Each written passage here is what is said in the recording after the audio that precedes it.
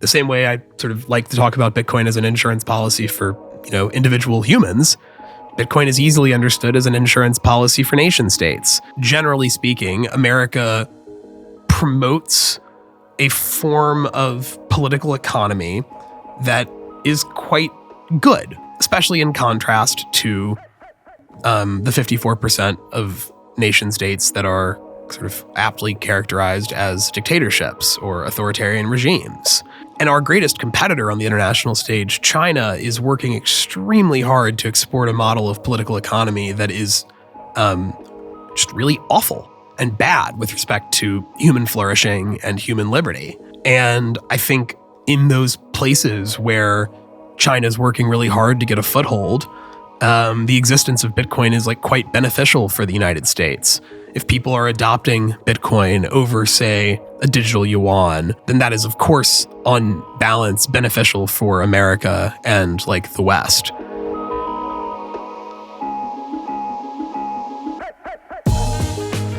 That's funny. Still on the nicotine. Yep. But, moving up in the world, I'm on Zens now. So I trade between, sometimes these, but I trade between those and the vape. We always talk. Have we started every podcast by talking about nicotine? Yeah, we have. I think we have. I think so. Yeah. So I was saying to Connor, have you ever fallen asleep with one of these in your mouth? No. Dude, you have the wildest dreams. Really? Yeah. I have pretty crazy dreams regardless. Dude, that and then magnesium. Fuck. It's I don't know, man. It's fucked up. No, so this table, I've got a similar one in my kitchen at home. Okay. And we're like, this is a good table. Yeah. Solid. Yeah. We like it. It works. So when we got the studio, I said to them, I need another one of these tables, but I need a wider one. And I need it in 2 weeks. What are they called? Eat, Sleep, Live? Or Love, Eat, Sleep, Live? And so they said, we can do it, but we have to build it in the studio. So Connor there came down. That's what I was about to ask. I'm assuming they built it in here. Yeah, they had to. Yeah, they had to. How the fuck are you going to... What else are you going to do? And they're so heavy, man. Yeah. So they build it here. That's a nice table. It's a good so is table. this permanent HQ now? This is us. Yeah. This is Mr. Obnoxious Studio, trying to do all shows in person. All right. Bring your mic in. Yeah. Yeah. And when me and Danny were like, who do we want in? We had a couple of people lined up, and you were one of the ones we said. Yeah, sorry I couldn't get here earlier. It's all right, man. It's good to have you here. Yeah, it's nice to be in London. Welcome to the show. Thank you. So lots to talk about. Okay. We have a bit of a new audience now. Okay. Because basically the Bitcoiners are like, fuck your show. Right. They all hate you. You hate you. And now your new bit is that you're just mean? No, I'm not just mean. Well, some people are mean. They don't like the name. I'll tell you where the name came from. So it wasn't going to be called that. It was going to just be the McCormack Show. That seems a little self-indulgent. A little bit, but isn't that just what everyone does? I guess. Joe Rogan podcast, right? Joe Rogan show, Lex Friedman show, Tim Pool. They just do it after their names. We're just going to do the same, bland and boring. You just chose your best personality trait. No, do you know what it was? So I was out in El Salvador about 2-3 years ago with Jack Mallers, and Elon Musk was tweeting about fucking Dogecoin again. So I was like, all right, I'm done with this. So I wrote him this, I sat down and I wrote him this essay. Yeah. That I turned into a 25 tweet thread about why he's wrong and why he shouldn't be trolling. And these are important issues. Right. And he just called me obnoxious. He's just like, what did he put? Obnoxious threads like this make me want to go all in Dogecoin. I was like, wait, Elon said that to you? Yeah. Okay. And so I was telling this other guy, and he was like, "Oh, you should rename your pod Mr. Obnoxious." And so when we were wait, so this is all just derivative of an Elon bit? Yeah. He's like, "You should call your podcast Mr. Obnoxious." And we were me and Connor on the train into London. We're trying to come up with the design, and it's an awkward, the McCormack Show or the Pete McCormack Show. It's an awkward name. And I was like, well, there is another option, but I think it's terrible. It's like Mr. Obnoxious. And Connor was like, no, that's badass. You've got to call it that. I mean, all right. How are you going to argue with a 20-year-old? Fair enough. But what I realized it was, look, it doesn't get, it's just a fucking name. But with the views that Bitcoiners have on the world and money and the way they express their views, they do come across as obnoxious. Oh, yeah. Yeah. People think we're obnoxious. Wow. My brother definitely thinks I'm obnoxious. Pretty good reason. Yeah, because we are obnoxious. Yeah. We obnoxiously decline your world view. we decline the world you want us to live in. So yeah, it is. That's the show. All right. It's the show. Checks out. Thank you. Zell on Mr. Obnoxious. Okay, so we have some new listeners now because all the old ones just want Sailor every week, so I can't give them that. We should... I can do a good Sailor impression, but maybe not on camera. Do it after camera. Right. Tell people who you are, Mr. Zell. I know you. I adore you. Thank you. I'm David. I know Peter through Bitcoin. We met, what was it, like 4 years ago? In Miami? Yeah. You borrowed my swimming shorts? Yes, that's right. Down the beach. Yeah, that's right. That is actually the first time we hung out. That's right. I borrowed a pair of swim trunks from you. So I run a think tank called the Bitcoin Policy Institute. We give grants to U.S. academics and some international ones, who write about the sort of public policy implications of cryptocurrency with a particular focus on Bitcoin. So, in a nutshell, our mission is to sort of make the case for why a world with Bitcoin is preferable to a world without it. Just like sort of a low bar. But in Washington, it's maybe not as low of a bar as you would think. So that's kind of what I've been up to for the past 3 years now. And why that? Why this? I mean, how old are you? Can you say how old you are? I just turned 25. You turned 25. I'm like terrified Hold about. On, remind me, weren't you like 3 when you discovered Bitcoin? No, it's 4.5. But was it like 9th grade? 7th grade. 7th when grade. I discovered it. Yeah, I mean, I didn't really know what it was. I still don't know what it is. I still don't know what it is either. Turning 25 was a trip, man. I had like a whole like existential crisis. Fuck off, man. It was awful. I woke up and the first thing I thought about, like swear to God, the first thing I thought about that morning was the love song of J. Alfred Prufrock, like the T.S. Eliot poem. I think he has this line. The whole poem is like about this guy who's looking back on his life and kind of realizing that he never quote like disturbed the universe, right? He never did anything real. He kind of just went through life, and there's like this line or this series of lines toward the end where it's like, I'm no prophet and here's no great matter.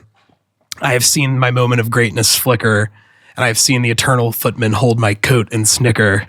And in short, I was afraid. And that's like, and I remember I read that poem in like high school, and I thought it was awful. And I thought T.S. Eliot was dumb, and that he was just obnoxious like you. Like I was just like, oh, you went to Oxford and the Sorbonne and Harvard, and like, just using all these big words to show off how well educated he is. And so that was like my 25th birthday, was like realizing that T.S. Eliot might be onto something. And yeah, I'm trying to disturb the universe, man. Like that's kind of the whole. It's kind of the point. All right, firstly, fuck off. The first time we met, I was double your age, literally double your age. You were like 21 and I was 42. Yeah. So firstly, fuck off. Secondly, I don't know, man, at 25, I think you've disturbed the universe quite well. Yeah. I mean, I know some of the things, we love to talk about the thing you helped write recently. The what? The thing you helped write recently. Oh, yeah. I mean, what did you help write? I've helped write a couple things. Something for somebody quite well known, though. Yeah. I had some notes on the Trump speech. I didn't write it or anything at all. I just helped. I passed some stuff along, and I don't know, some of it made it in there, but I think that was mostly him doing the bit. That was my first time hearing Trump speak, like beginning to end, which was pretty interesting. It's like way more akin to stand up. Yeah, he's a comedian. Yeah. I mean, he's kind of just like bullying everybody. And it was sort of hilarious. Yeah. Like I fell out of my chair when it was actually hilarious. So that whole time, everybody was in the main conference area, and it was right after the assassination attempt. Mm-hmm. And so I was just like a bit paranoid. So I was like, you know what? I don't need to see this in person. I'm going to go into the whale area and watch it, kind of alone on a TV. Well, sure enough, the only other guy at the conference who had the same thought was Martin Shkreli. Jesus Christ. Who's similar. Like, I walk into the room and he's sitting there, and I was like, all right, fuck it. I guess this is my life now. I'm just going to sit here and listen to a Donald Trump speech and chat with Martin Shkreli about how, because he had the same take. He was like, I don't want to be in there. And I was like, yeah, fair enough. And then he just immediately called David ugly, which was the craziest thing ever. He's like, David Bailey, he's a great, good-looking, he's okay-looking guy. Like, that was a trip. I fell asleep during it.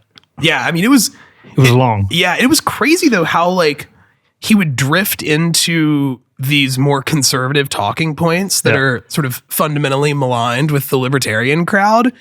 And, you know, it was like you could see him sort of processing in real time, like, oh shit, okay, like these people don't give a flying fuck about immigration. Like, I can't yell about illegals and get applause like I normally do. And you could sort of see him in like real time. Like when one thing I did write on the little one pager I sent them, it was like top bullet point was like, you know, I'm going to tell Gary Gensler, like, you're fired or whatever. And it was crazy watching him say that. And then everyone went crazy. Yeah. And he was like, all right, shit, I found the thing. And he just like said it again. Like, it was like crowd work. Tested his material. Yeah. It was very like sort of surreal. Like, I don't think I ever would have watched a full Trump speech, you know, without the Bitcoin connection. So defending Bitcoin, therefore, is your dent in the universe. I guess for now, yeah. It's kind of the current bit. Yeah. Yeah. Yeah.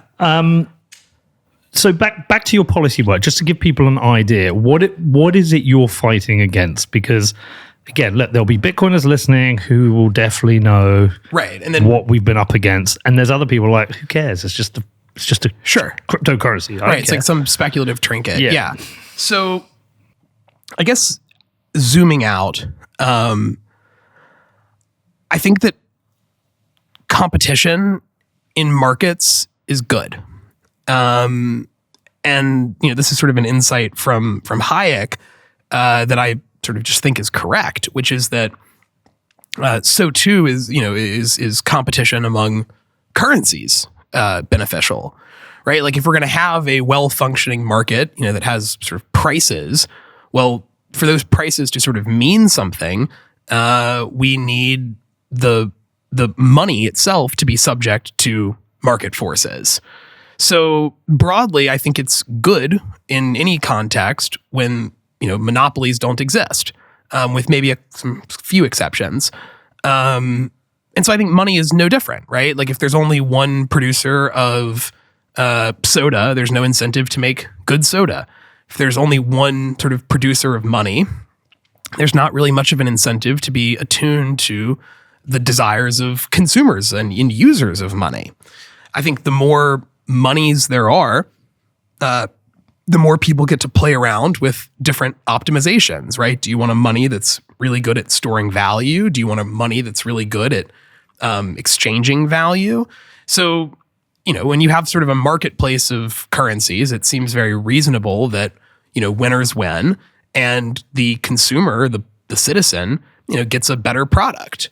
And so I think that's kind of the fundamental freedom that we're trying to protect, you know, with the think tank. You know, look, I mean, the government's going to regulate Bitcoin. You're not going to get anywhere by just sort of saying no to everything as, you know, a think tank or a lobbyist or an advocacy group or whatever.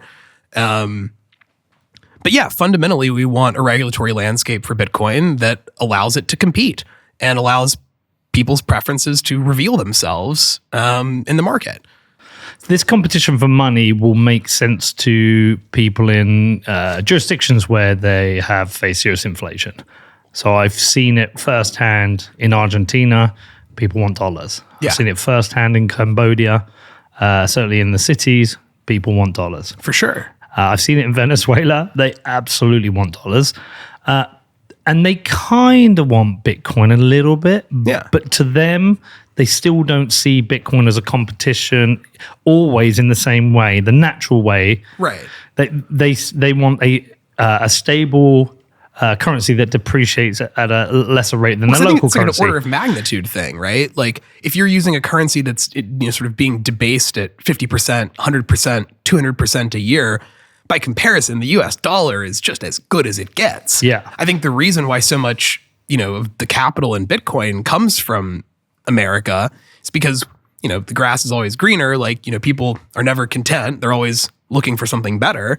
So when you have the US dollar, you start maybe interrogating the drawbacks of holding the US dollar, and you want the next best thing. So it sort of makes sense to me that there's like a pretty big gap between like, if your net worth is in Naira, like it's hard to imagine anything better than being able to sort of snap your fingers and have that your savings be US dollars. I think it's a familiarity thing as well. Like if Bitcoin was also notes, that you could spend in a shop, there's a familiarity with it.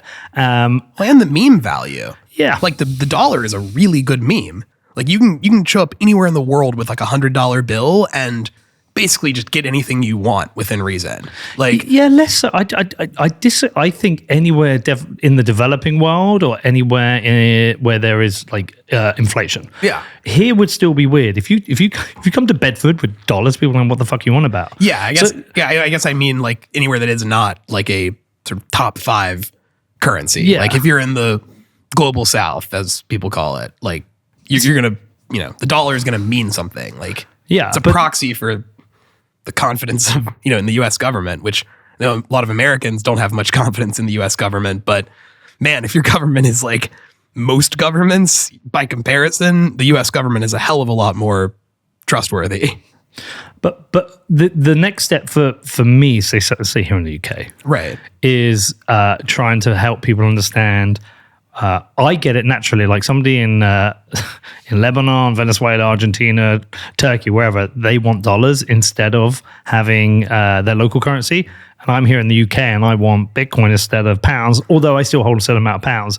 That leap from one to the other, that's a huge jump. It's a much bigger jump than being in Lebanon and wanting dollars instead of the local currency. And it's that jump. But so how do you make people understand like the root problem that Bitcoin is solving? Yeah, that's a good question. I think we've talked about this before, right? Like my goal with Bitcoin advocacy is to get people to the sort of worldview that I have, which is that, the government should not be too harsh with its regulation on it in as like few steps as possible. And so I feel like more often than trying to make the case that like Bitcoin is a reasonable investment, or explain the sort of problems that Bitcoin is trying to solve, it's like a little bit easier to just say, look, the world's a complicated place. Human beings can, use their senses and reason to make sort of normative judgments about like that which they value and that which they want for themselves, their families, for their lives. And so it's kind of just easier to frame it as like a freedom thing. Like if somebody wakes up one morning and decides that they want to hold Bitcoin instead of dollars, they should be able to, even if you think that that's like a ridiculous thing to do. Like the goal is not to convince people that Bitcoin is good money necessarily, or that it's, this amazing thing. It's just, it's something that people find value in, and we should let people sort of express their preferences in the market. There should be a marketplace of stores of value, of currencies, of monies. So you're position yourself as somebody who's defending just one strand of liberty, which is money. Sort of, yeah. And I mean, we do a lot of, writing and research on the benefits of Bitcoin, right? Like why it's good for America. But I actually feel like not a ton of our work has really gone into sort of critiquing fiat money or critiquing the American monetary system. Like, a lot of our stuff is more like, hey, look, people view this as an insurance policy against dollar debasement or inflation. They view it as an insurance policy against censorship or surveillance or whatever. But yeah, I think by sort of design, I mean, we were, when founding BPI, like really, really laser focused on not trying to shill it. Because that's what everybody does. Mm-hmm. And it's just a terrible way to go about convincing someone of something. Like a sales pitch is like the one type of like dialogue where people are most on guard, right? Like if someone's trying to get you to part with your dollars for some random thing, you're going to just like be reflexively sort of skeptical. So nothing we publish has anything to do with Bitcoin's price, where we think it's going to go. We're not really telling people they should buy Bitcoin. We're telling people that Bitcoin is good for the world. And we want to live in a world where if people choose, they can own it, hold it, and, sort of use that as their money. Yeah. So we had a meetup at the football club on Saturday.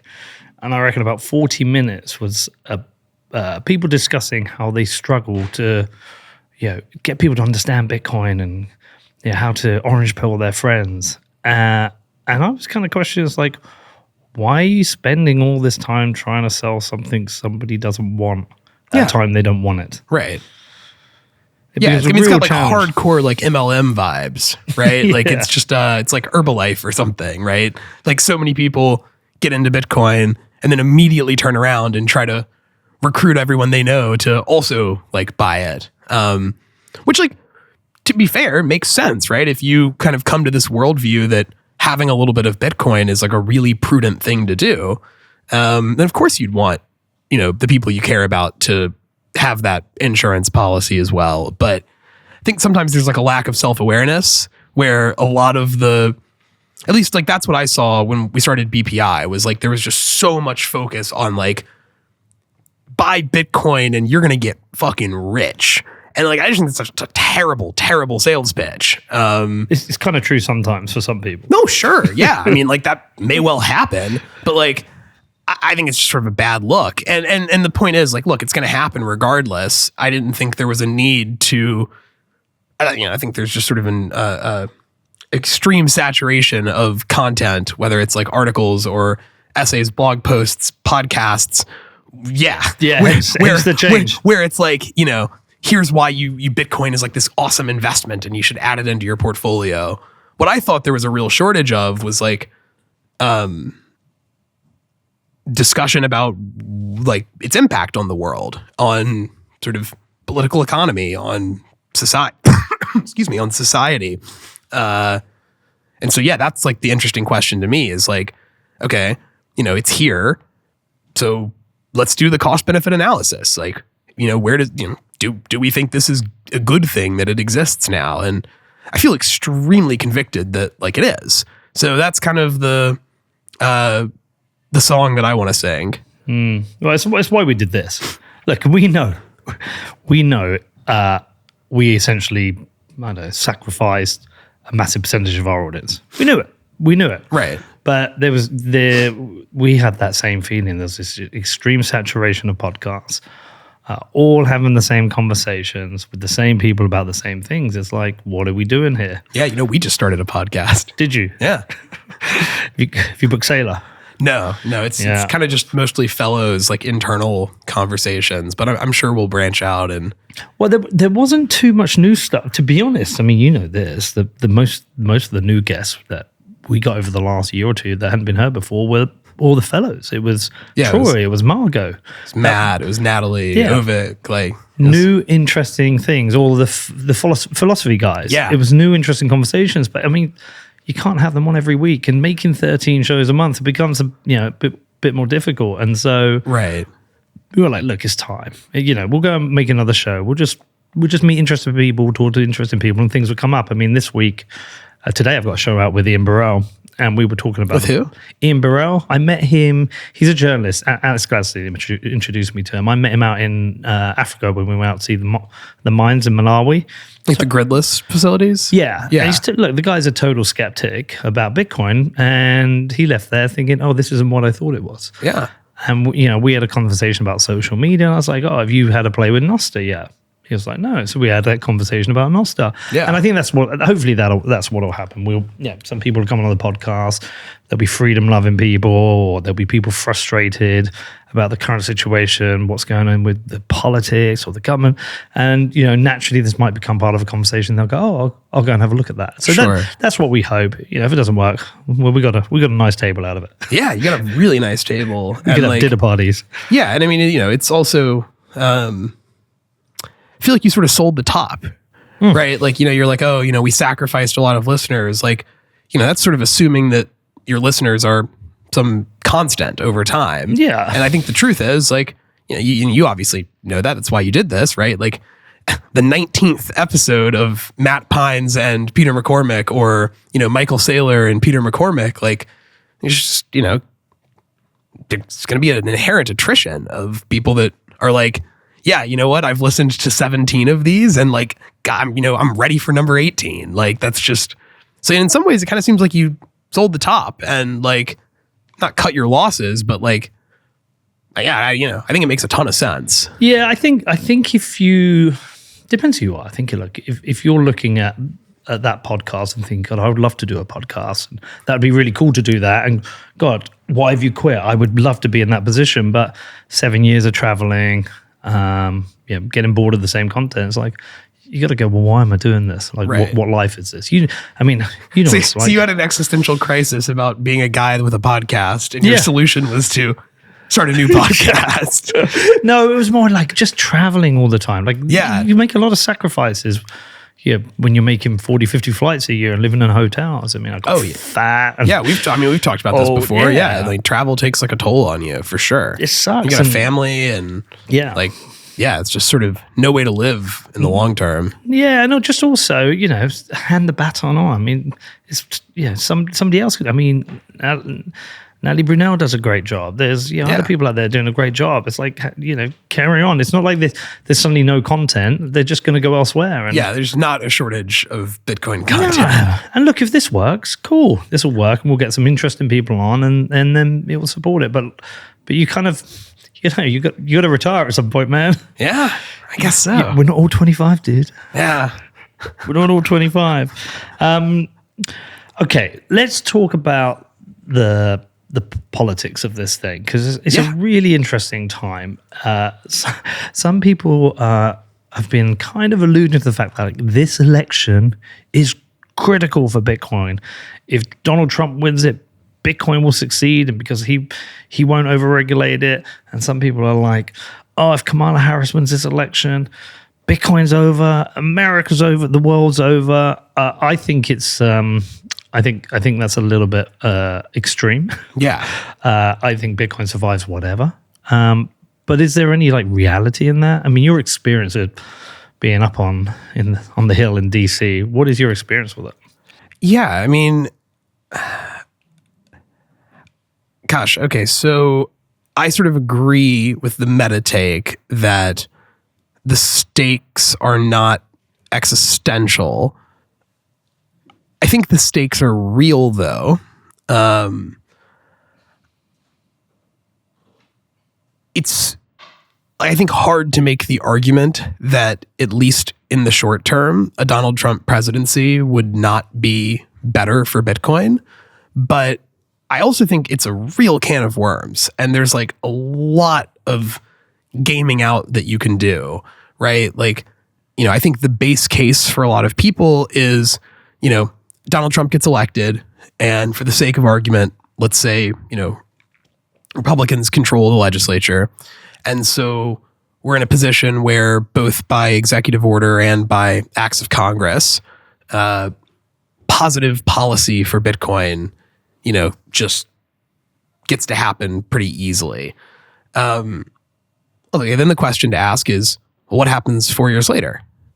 I think there are, look, I think the politicization of Bitcoin is not ideal. I'm not sure that's anyone's fault.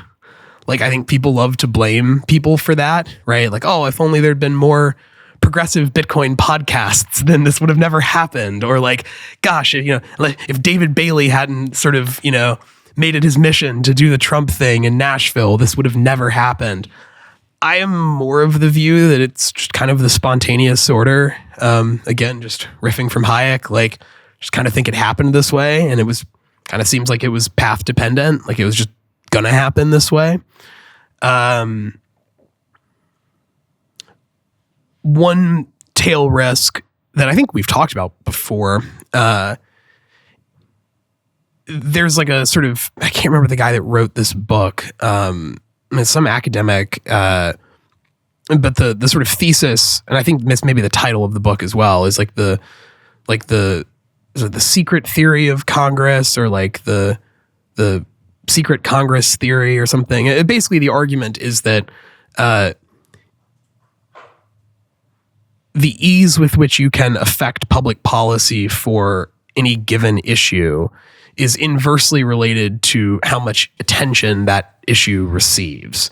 So the less something is discussed, the less people care about a thing, the easier it is to affect change around how that thing is regulated. When something is all the rage, it becomes like harder. So I think like kind of going off of that,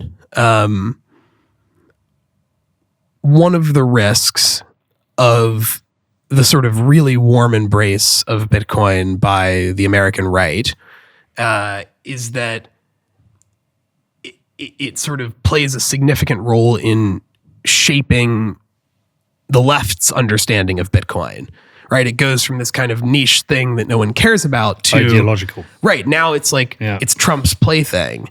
And so the world's messy and complicated. People don't have time to like do their own research on everything. And so you develop over the course of your life just like a set of heuristics for navigating reality.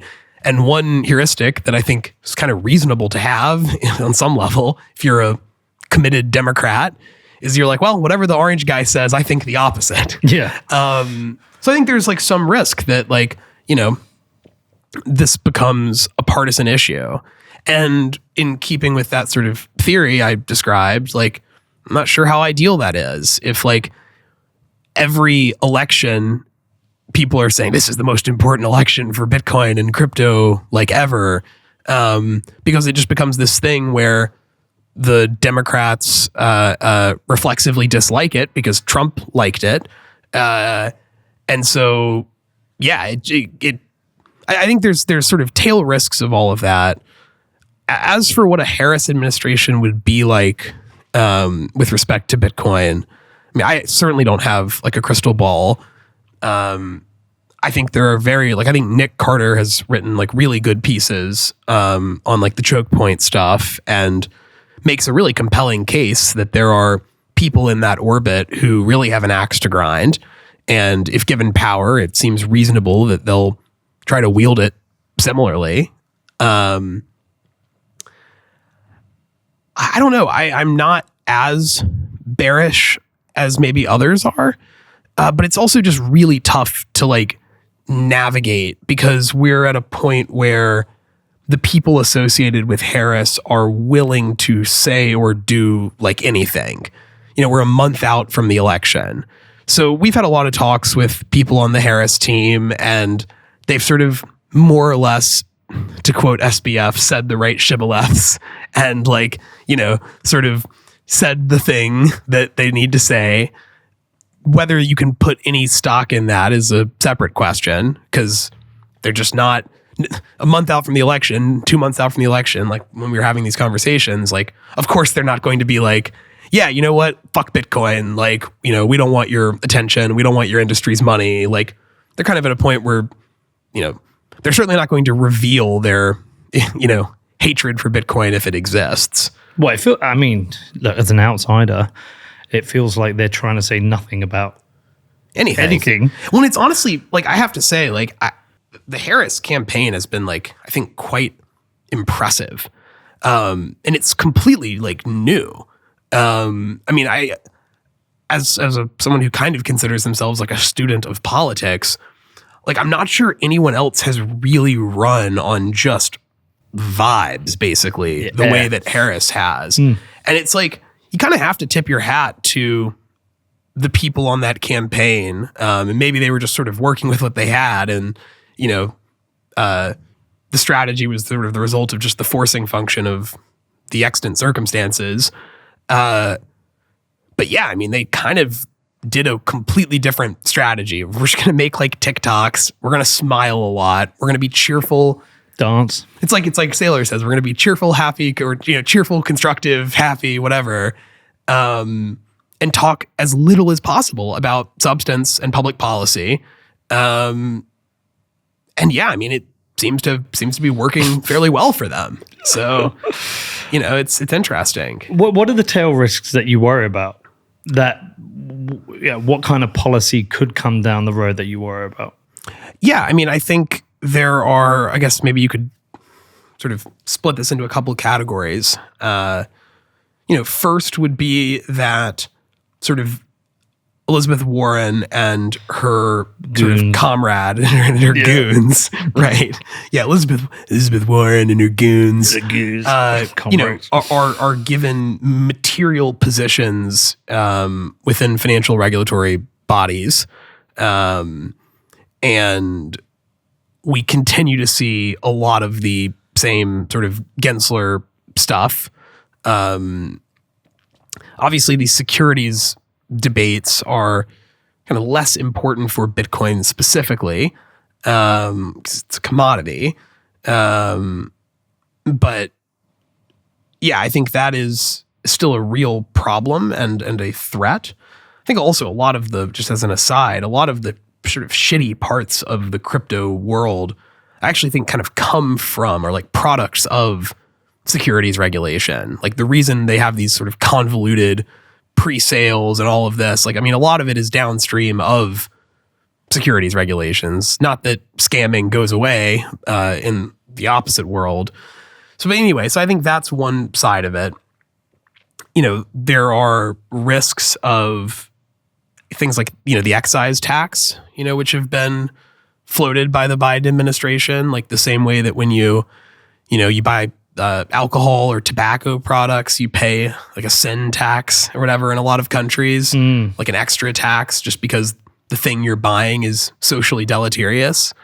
I mean, that's been sort of proposed by Biden people, right? Like there was the 30% excise tax on mining, right? So it's just pretty crazy, right? Well, it just moved the whole industry out of the country. Yeah. Like, and I'm sure you've had guests that have talked about that before.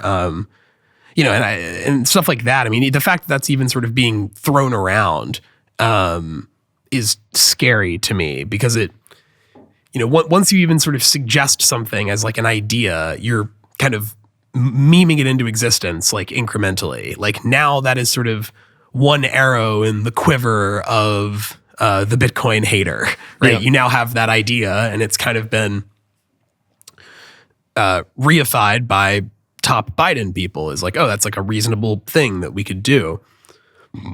So taxes, I guess, would be another category. I think probably the biggest risk to Bitcoin specifically would come not from like an act of Congress or like a law being passed. It would probably be the response to some acute crisis for which tons of solutions or reactions are being considered and sort of ban Bitcoin is like number 9 on the list or whatever, right? Like if there's an acute monetary or financial crisis and like at the same time Bitcoin is just like ripping, I could see somebody in the US government saying, all right, well, we got to sort of stop the bleeding. People are selling their dollars for Bitcoin. Like, I think the sort of, I mean, it sounds maybe a bit silly, but we've seen consistently that like governments are quite good at leveraging crisis to sort of pass pretty crazy laws and policies that maybe in a time of normalcy would be much more difficult to pass. Like the classic Act. Exactly. Patriot Act would be sort of the classic example of that. So I kind of think that those are like the real tail risks. But I think that their potential consequences inversely related to their sort of probability, right? Like they may not be all that likely to occur, but it's stuff like that that probably I would say presents the sort of most serious risk to Bitcoin in the United States. That's an existential risk to Bitcoin in the United States. A full ban. Yeah. But in some ways, a full ban in the United States, it gives Europe, most of the developed world, an excuse to do it themselves. I mean, we just have no idea, right? Like a full ban on Bitcoin could wind up being bullish, right? Like, because you can't sell it. Well, yeah, I wasn't even thinking about that. Yeah. I mean, what I meant was more like, Bitcoin hasn't really been stress tested in that way. So, it's kind of this like dark cloud that hangs over the whole sort of project is like people have been talking about this since basically day one, right? Like some of the earliest stuff that Satoshi wrote about was like, it is advantageous to sort of stay under the radar and, not have this become like a big thing and at least too quickly. And well, he didn't want WikiLeaks using it, right? Yeah, right. Thought that would sort of put Bitcoin in the crosshairs. So it could totally be the case that, like, I mean, we just don't know, right? If America banned Bitcoin, what if millions of Americans just engaged in civil disobedience like on day one? And, every single Bitcoiner in America, publicly made a Bitcoin transaction and posted it on their social media that they were doing it, like sort of forcing the state, calling their bluff. I mean, what are you going to round everybody up and incarcerate or fine like all these people? Like, we just don't know. But I guess in short, the point I'm making is that there's some chance that a ban on Bitcoin might prove that banning Bitcoin is sort of a fraught endeavor and like maybe not something that can actually be done in like a meaningful way. I mean, who knows, right? It also could just cause like a massive, sort of capital flight and, maybe the government proves that they are good at banning things. I mean, I just have no idea. Yeah. Did you watch the Julian Assange? He spoke at the Council of Europe this week. No, I didn't see that. It was really interesting. And Wait, the Council of Europe? Yeah. So what is that? I don't actually know what it is, but is that part of the EU? I guess so. Although it was here in London, and we're not part of the EU anymore. Right. We could look it up. All I know is he spoke at the Council of Europe, and he was discussing his experience, what he's been through. Essentially, he was a political prisoner, and he was persecuted for essentially trying to make information free. Right. And really for embarrassing the US government. Right. And so a lot of the revelations were in there. I can't try to remember some of them, but obviously you've got the Guantanamo files, you've got the Iraq files, you've got the Afghanistan files, you've got that famous video of the Apache helicopter shooting dead a bunch of people in the street, including 2 Reuters journalists. I think it's Vault 9 was one of there were all these different releases. Right. But essentially, it was highlighting just some horrific decisions, behavior within various governments within the United States, and the complicit relationship between the U.S. government and other governments. Just pretty shitty stuff, really embarrassing stuff out of them. But what became very clear is that I think there's a difference between what is good for America and what is good for the government. And so when you discuss, you make a solid argument why Bitcoin is good for America, do you distinguish between America and the government, or do you think it's both? Because I think most of what we're writing is saying this is good for the U.S. government. Okay. What is the argument for that? Because my natural instinct is to say a government which is addicted to printing money, which is currently sit at, $35 trillion of debt? Something like that, which has driven bouts of inflation, has complete control of the money spigot, is the global reserve currency, blah, blah, blah, blah, yada, yada, all the stuff we said before. Those people have that ability to create and print money as they want, whether it's for war, for whatever, corruption, whatever reason it is. Why would a neutral currency they can't print be good for them? Well, it probably has something to do with the saying about making lemonade when given lemons. There have been, throughout history, step functions in technology development and in technological innovation that have stripped wholesale previously, powers that were previously monopolistic.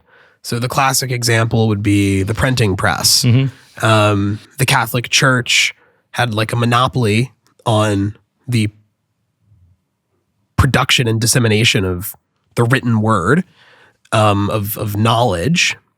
And then Gutenberg invents the printing press. Well, if you're the Catholic Church, you have two options. You can throw a fit and try to argue that the printing press is some immoral, bad thing because it is noble and just for the Catholic Church and only the Catholic Church to be able to produce information. Or you lean into it and you print a fuck ton of Bibles. And that's kind of what they did, right? What was the original thing printed on the printing press? It was, in fact, a Bible. And to this day, the most printed thing in the world is the King James Bible. So I kind of think America is in maybe the metaphor falls apart a bit.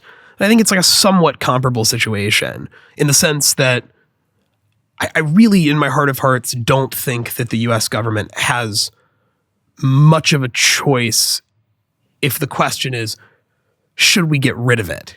And I do think that like there are still a number of policymakers who kind of have that view that like, all right, whatever, if it gets too big, we'll turn it off, right? We'll call the NSA and we'll say, shut it down or whatever. I obviously don't think that that's actually kind of a correct description of the sort of set of choices that the government has. I think the genie's out of the bottle in like a really big way. BlackRock, the fucking, all of it, right? So the choice is really not, do we wish that we could turn back the clock and, get rid of this? The question is like, what do we do now that it's here? And I think when you frame it like that, like Bitcoin exists, now what? You see a similar thing, which is that like the American government has an opportunity to turn this potential weakness into a strength by kind of just doubling down and leaning into it.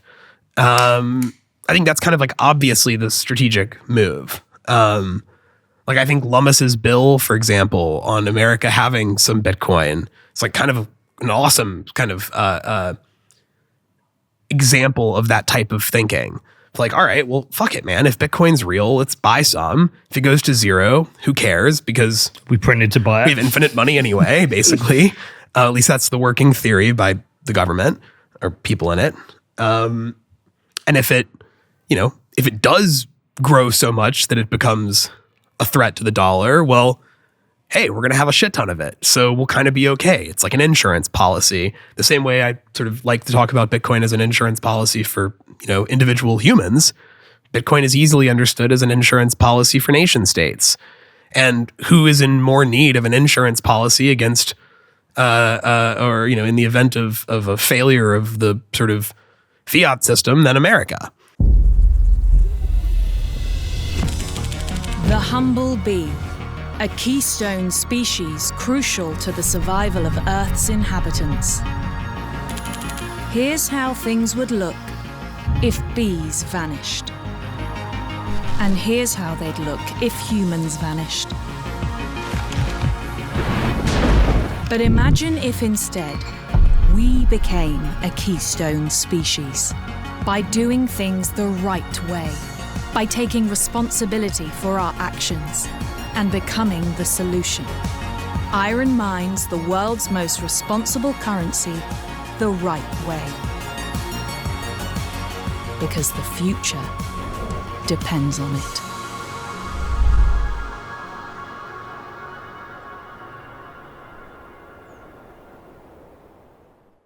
So that's like one sort of argument you can make is that like it's here. You may as well have some in case it catches on. Who said that?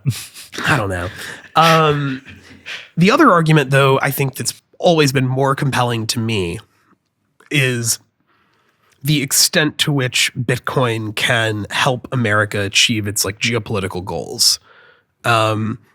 Which, I mean, we could go down a bunch of rabbit holes and, have a bunch of debates about what American sort of international geopolitical goals are. I mean, I think many people would say it's creating conditions for opening up as many McDonald's as possible in every corner of the globe.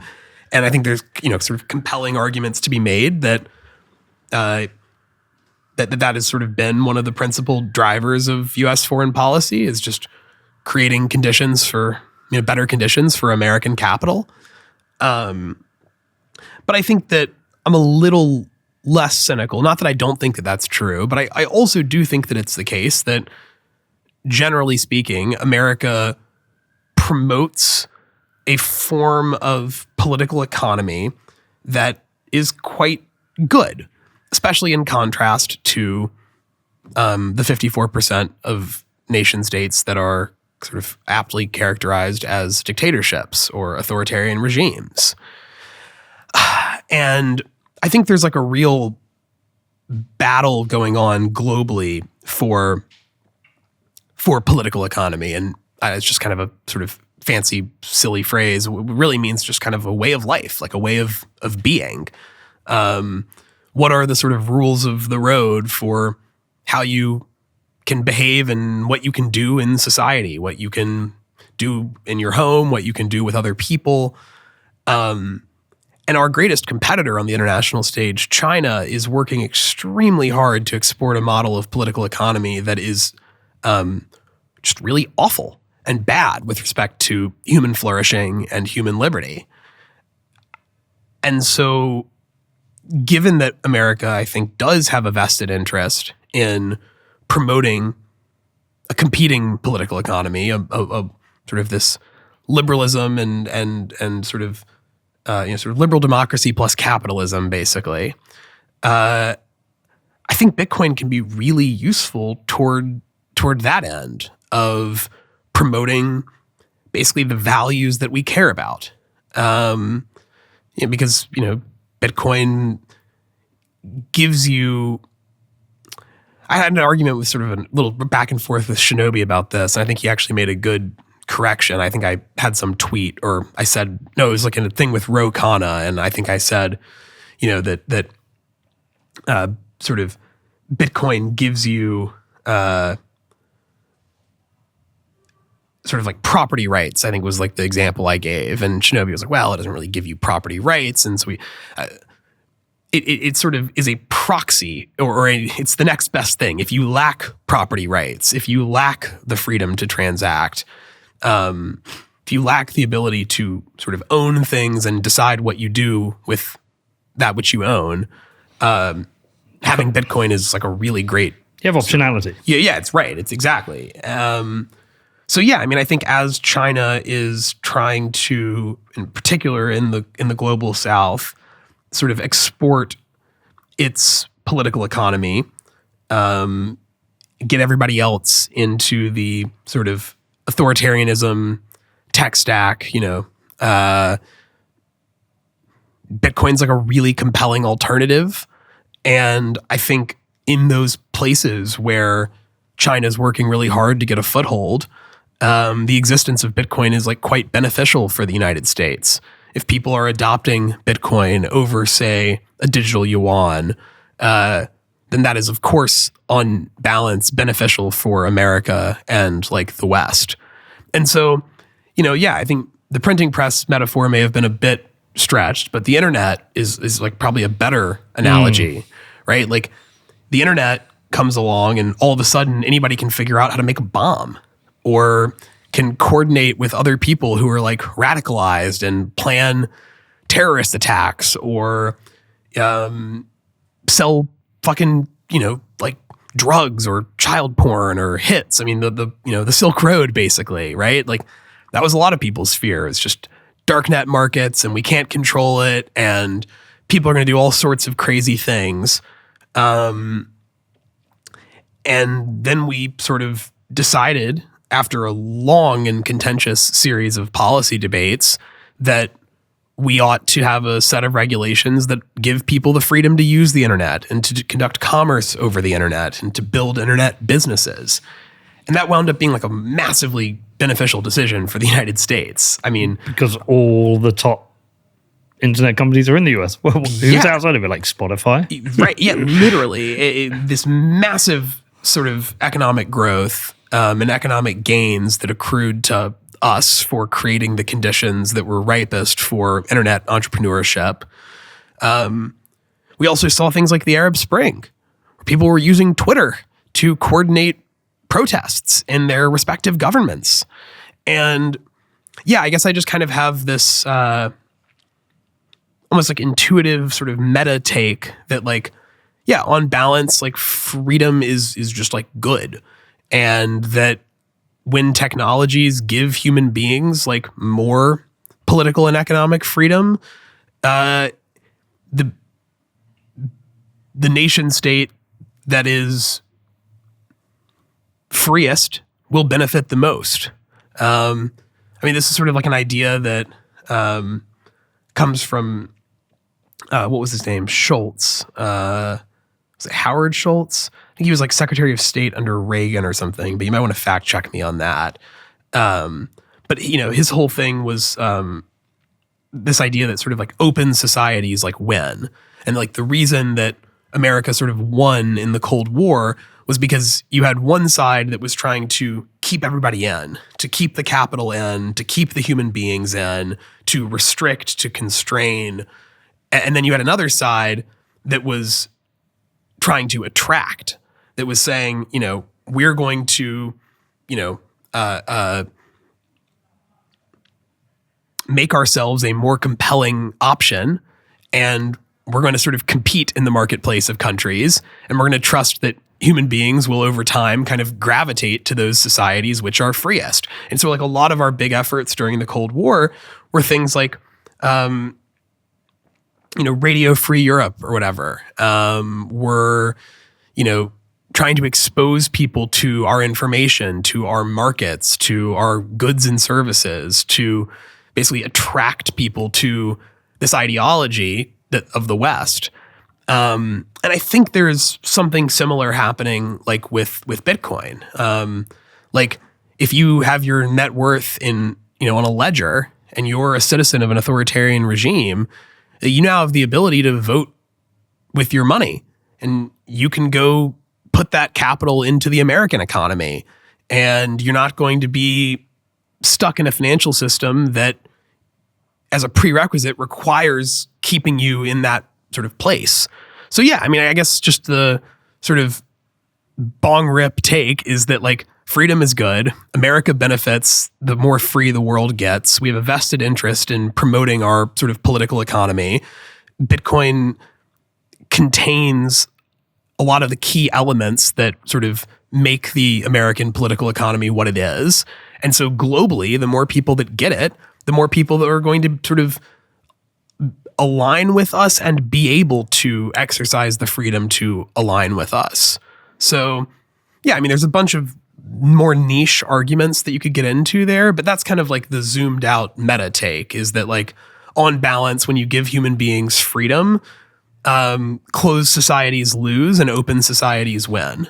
Well, anecdotally, the country we send most of our merchandise from our football club as the Bitcoin Club is to America. We have that direct relationship with Americans who want to trade with us and buy from us. And we accept their Bitcoin willingly. About 10% of the transactions are paid for with Bitcoin, but we accept it willingly. Yeah. But I also think, just going back on what you're saying there, is that look, this is happening at a really interesting time, because I think freedom's difficult for some people to understand or to accept. Yeah. Yeah, we don't have a culture of freedom here in the UK like you do in the US. Right. No, it's in your DNA. You know, you drive along and somebody will be in a truck and they've got a bumper sticker that's like freedom. Freedom ain't free. Yeah, is the classic one, at least in Alabama where I'm from. They'll have a flag, a US flag. It's like it's baked into your culture as a free country because you kicked us redcoats out, and you guys have more of the sort of like nanny state thing. Well, we have a bit more of the kind of like, don't say mean words. You know, we have hate speech laws. Yeah. We have. I mean, I've got a free speech issue at the moment. I got a fight with the FA, the Football Association. Do you know about this? I saw something about this on Twitter. You went shooting with HODL, and had a picture, and some regulatory body was angry about it. Yeah, so I've got so the picture is of me holding an AR-15. Yeah, and with a peace sign. Right, and so it's the greatest tool for peace that's ever been. Well, I read a really good thing that only people capable of violence are peaceful. You have to be capable of violence to be peaceful. Right. Because you understand what, Well, the implication, I suppose, is that like if you have no choice, then you're not really being peaceful. You're just being. Like, being peaceful, requires sort of a choice. Yeah, I guess that sort of makes sense. But when I did the first program of the season, I was like, what phone am I going to use? I was like, I'm going to do this. And I did it because I knew someone would complain. At some point, somebody is like going... It was mostly a bit for like this exact... Yeah. With the goal of sort of engendering this reaction, Free speech provocation. So who's the FA? The Football Association. They regulate football in the UK. But the complaint came from a team called MK Dons, Milton Keynes. MK Dons? Ironically, Milton Keynes. No way. Yeah. Honestly, it's kind of a sick name. I'm not gonna lie. Like Dons, like D-O-N, like mafioso Dons. Yeah, no, it's not that. So where the name comes from, I might be an MK Dons fan now. That's sort of just a sick name. So in America, like your sports is franchise. The team can literally go from one city to another. Go like, we're the LA Raiders. No, we're not anymore. We're now the Vegas Raiders. Fuck you, LA, and fuck you, Oakland, and just move around as they want. Right. You don't get that here in the UK. Okay. It's like, you don't move. That's it. That's the rule. You don't move. Yeah. And there was this team, this cult team, Wimbledon. When I was a kid, there were a cult team. There were players like Vinnie Jones. You would have seen him in Lock, Stock. Did you see Lock, Stock, Two Shot? The only thing I know about British football is from that old Monty Python skit, the Communist Quiz Show, where they're asking like Che Guevara and Mao Zedong and Karl Marx like questions about like they think it's going to be like sort of like economic trivia. And then the English announcer is just asking them like, how many times has, so-and-so won the English World Cup? And, it's like, it's a trick question. The whatever has never won the English World Cup. Like that's literally the only thing I know about British football is from that Monty Python sketch. You must have seen the Guy Ritchie film, Lock, Stock and Two Smoking Barrels. Lock, Stock, and God, you're too fucking young. Have you seen Snatch? No. The film with Brad Pitt where he's the Irish. Jesus, man. Where he's Irish? Connor, he's not seen Snatch. Right, okay. No. A couple of films you can see. So there was this player, Vinnie Jones. He's a bit of a cult player in that he wasn't great at football, but he was good at hurting people. So he would just go on the pitch and kick the fuck out. He made people scared. It's a famous photo of him grabbing Paul Gascoigne's balls, whatever. But they had a lot of cult players like that. At one point, this team were up in the top division. They won the FA Cup. They beat Liverpool in the final of the FA Cup. I think Ray Houghton, I want to say Ray Houghton missed a penalty that day. But anyway, so, but they had a real issue in the ground they have in Wimbledon, which is southeast London, is it? Southeast London. Southwest London. They couldn't build the kind of ground they needed for the capacity. And they just got franchised and moved up to Milton Keynes, which is half an hour from me in Bedford. And everyone's like, what the fuck? You can't do this. And it did. So this team's always been hated, right? Everyone fucking hates them because it's just like, it's a franchise team. That's the American model. Anyway, so we played them. Our women's side played them in the cup and we beat them 3-0. And their manager was a dick. He was so rude. He was really like a proper dick. So I called him a cock on Twitter, and I got 2 complaints. They complained about that in the program, and the FA upheld the charge under this kind of rule E3.1, upholding the standards of the game. And so I've now got a charge, and I've denied the charge. I'm like, it's a photo. What's the maximum penalty for this? Well, if I'd accepted it, it would have been £15. But I denied the charge. £15? Yeah, they're small charges. Yeah, okay. But if I've denied it, so I can get up to something like a 10-match ban from the stadium. And I'm like, I'm not taking this photo out. It's a photo of me on holiday holding a gun. You definitely did not start a football club or buy a football club, whatever you did, to like be bullied around by like just freaks. Like that's just sort of ridiculous. Yeah. And I just look, the football is. So the argument, just to be clear, is that you holding a gun is sort of a bad look for the football association. Yeah, because we don't have guns in our culture here, really. I mean, people go clay pigeon shooting, but people associate guns with gangs and violence. And look, I'm not advocating for guns here. All Americans are like, oh, you're not free because you don't have guns. We don't want guns. We've made a decision as a country. We don't want guns. We wouldn't vote for it. If there was a vote, it would be like 99.9%. But that's almost conceding the frame, which is that like posting a picture of a thing is inherently like a sort of like a policy endorsement. Like by virtue of you holding a gun from your trip abroad, like you are like saying anything about gun. I mean, that's just sort of crazy. Like I would almost reject, I wouldn't even get into that debate. It's right. Well, it's just it's free speech. Yeah, it is free speech, right? It's like, what fucking business do you have interpret it? Like, it's a fucking photo. Dude, I was on ChatGPT looking up case law. I was on fucking Twitter going, Article 10 of the European Convention on Human Rights. I did see you cite the European Convention of Human Rights. That's ChatGPT helping me. So what do your players think? No, everyone thinks it's fucking great. So if you get a big suspension, people are going to stand behind you and be like, that's based. Well, there will be some people. There'll be other people who are like, why are you having this fight? It's a fight you don't need to have. Yeah, I mean, I'll go bankrupt. My whole net worth is actually just I lever long every Bedford game. So I'm just like, I'm rich as fuck now because you guys are doing so well. I did this so our game got cancelled the other night, but I actually had a new photo for the program. Wait, can you sports bet on Bedford games? I think you can. Oh, that's crazy. So I put me superimposed me on top of a tank. Because I'm like, fuck you, I don't care. But the point is, what I'm saying is we don't... that's your name? You're the chairman? Yeah, I'm the chairman. That's like general manager. That's not going to help you beat the communist allegations, Peter. I know. So, but you know how, like, if this was in America, could you imagine any scenario whereby a regulatory body for a sports association would tell somebody in America they cannot have a picture of them with a gun? I mean, I don't know enough about being. Yeah, it's still, your First Amendment. It seems sort of ridiculous. Well, but the First Amendment doesn't govern like that which private institutions can or can't do. Like, I mean, no, it's actually not really something that the First Amendment protects. Oh, I thought it would be. No. I mean, the First Amendment is about what rights you have as a citizen. Yeah, in terms of like the U.S. government. Yeah. But if I own a bakery and you say stuff that bothers me, I can just kick you out. It's a private business. I don't have to, as a business owner, uphold your First Amendment rights. I thought you...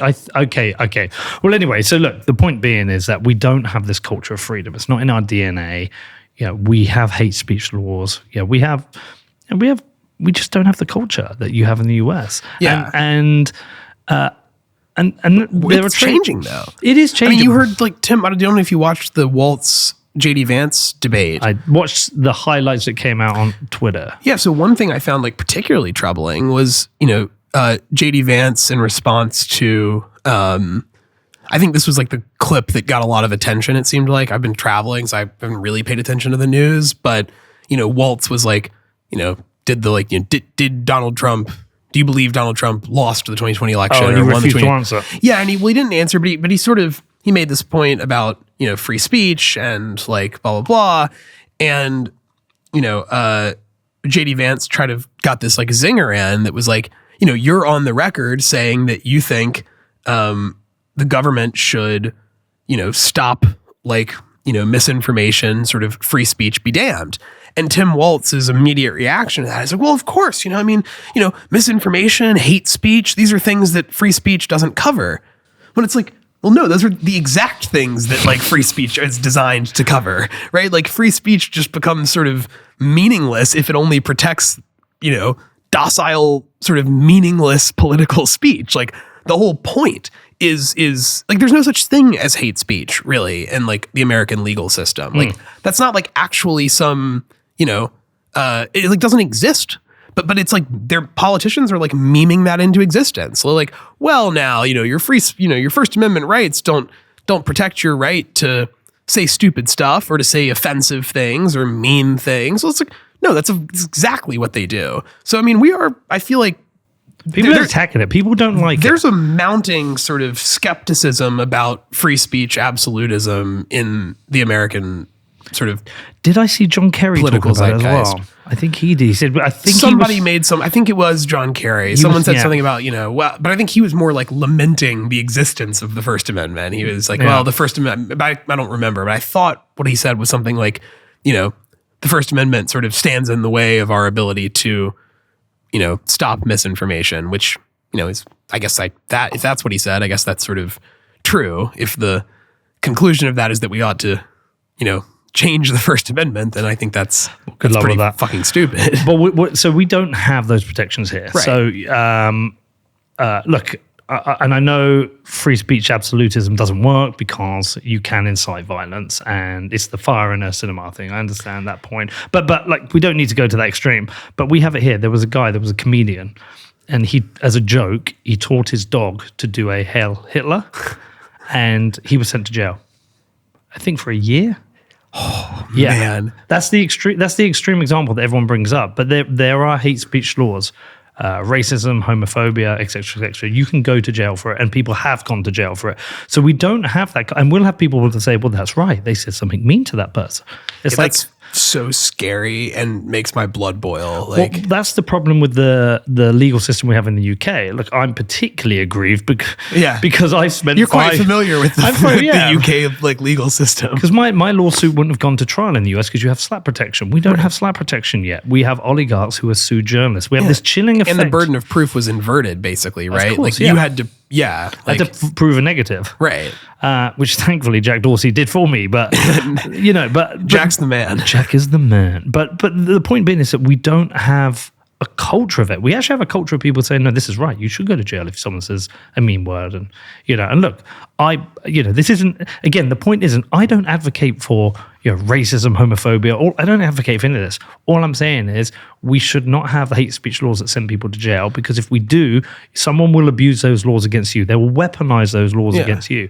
And so I've particularly been provocative with this image to start trying to open up free speech debates here, because we don't really debate free speech here. Yeah. Like here in the UK, if you're like, look, I am a small government, low tax, less surveillance, free speech maximalist, they think you're fucking crazy. Oh yeah, no, I've got like a group of friends who are all law students at Cambridge, and they're great people. Most of them I think all of them are very, very progressive. They're all sort of doing like human rights, sort of criminal justice law, or whatever.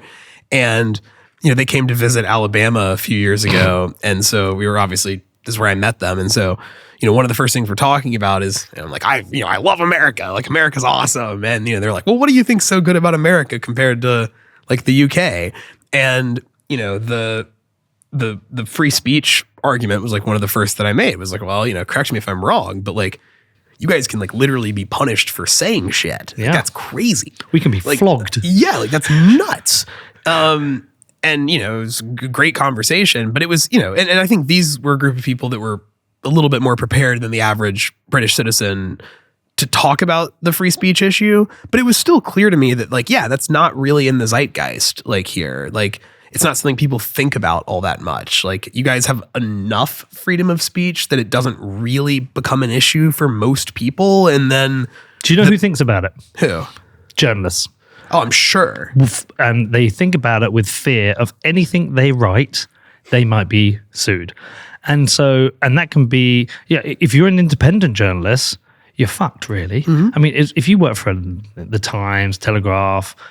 whoever, The Guardian, you have legal departments checking things that you're writing. That is it public interest, yada, yada. And you can still be sued. Right. And I'm sure that makes independent journalism even harder because you don't have the legal resources to litigate some multi-year court case or...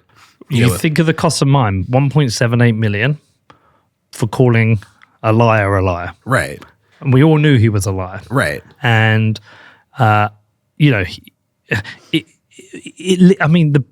nicest version I would give is that at least they should have flipped the burden of proof and he could have sued me for libel. Because you can still sue for libel in the US, right? Yeah, if he could prove that A, you said something about him untrue, and B, that untrue statement caused like material harm to him or his business or whatever, then sure. That'd be kind of like a standard libel lawsuit in the United States. It's so crazy to me though. Like it is one of those issues that like I'm certainly like most passionate about. Like it's up there for sure. And it's just one of the things where like I pride myself on being able to think deeply about what people with different values than me think, to really understand the counter arguments and the competing claims when I've got a strong opinion. But man, the free speech debate is one of the ones where I have a really hard time steel manning like the anti-free speech case. It's really hard for me to get in the head of someone who in, good faith just genuinely thinks that like the role of the government should be to stop us from saying uncouth things.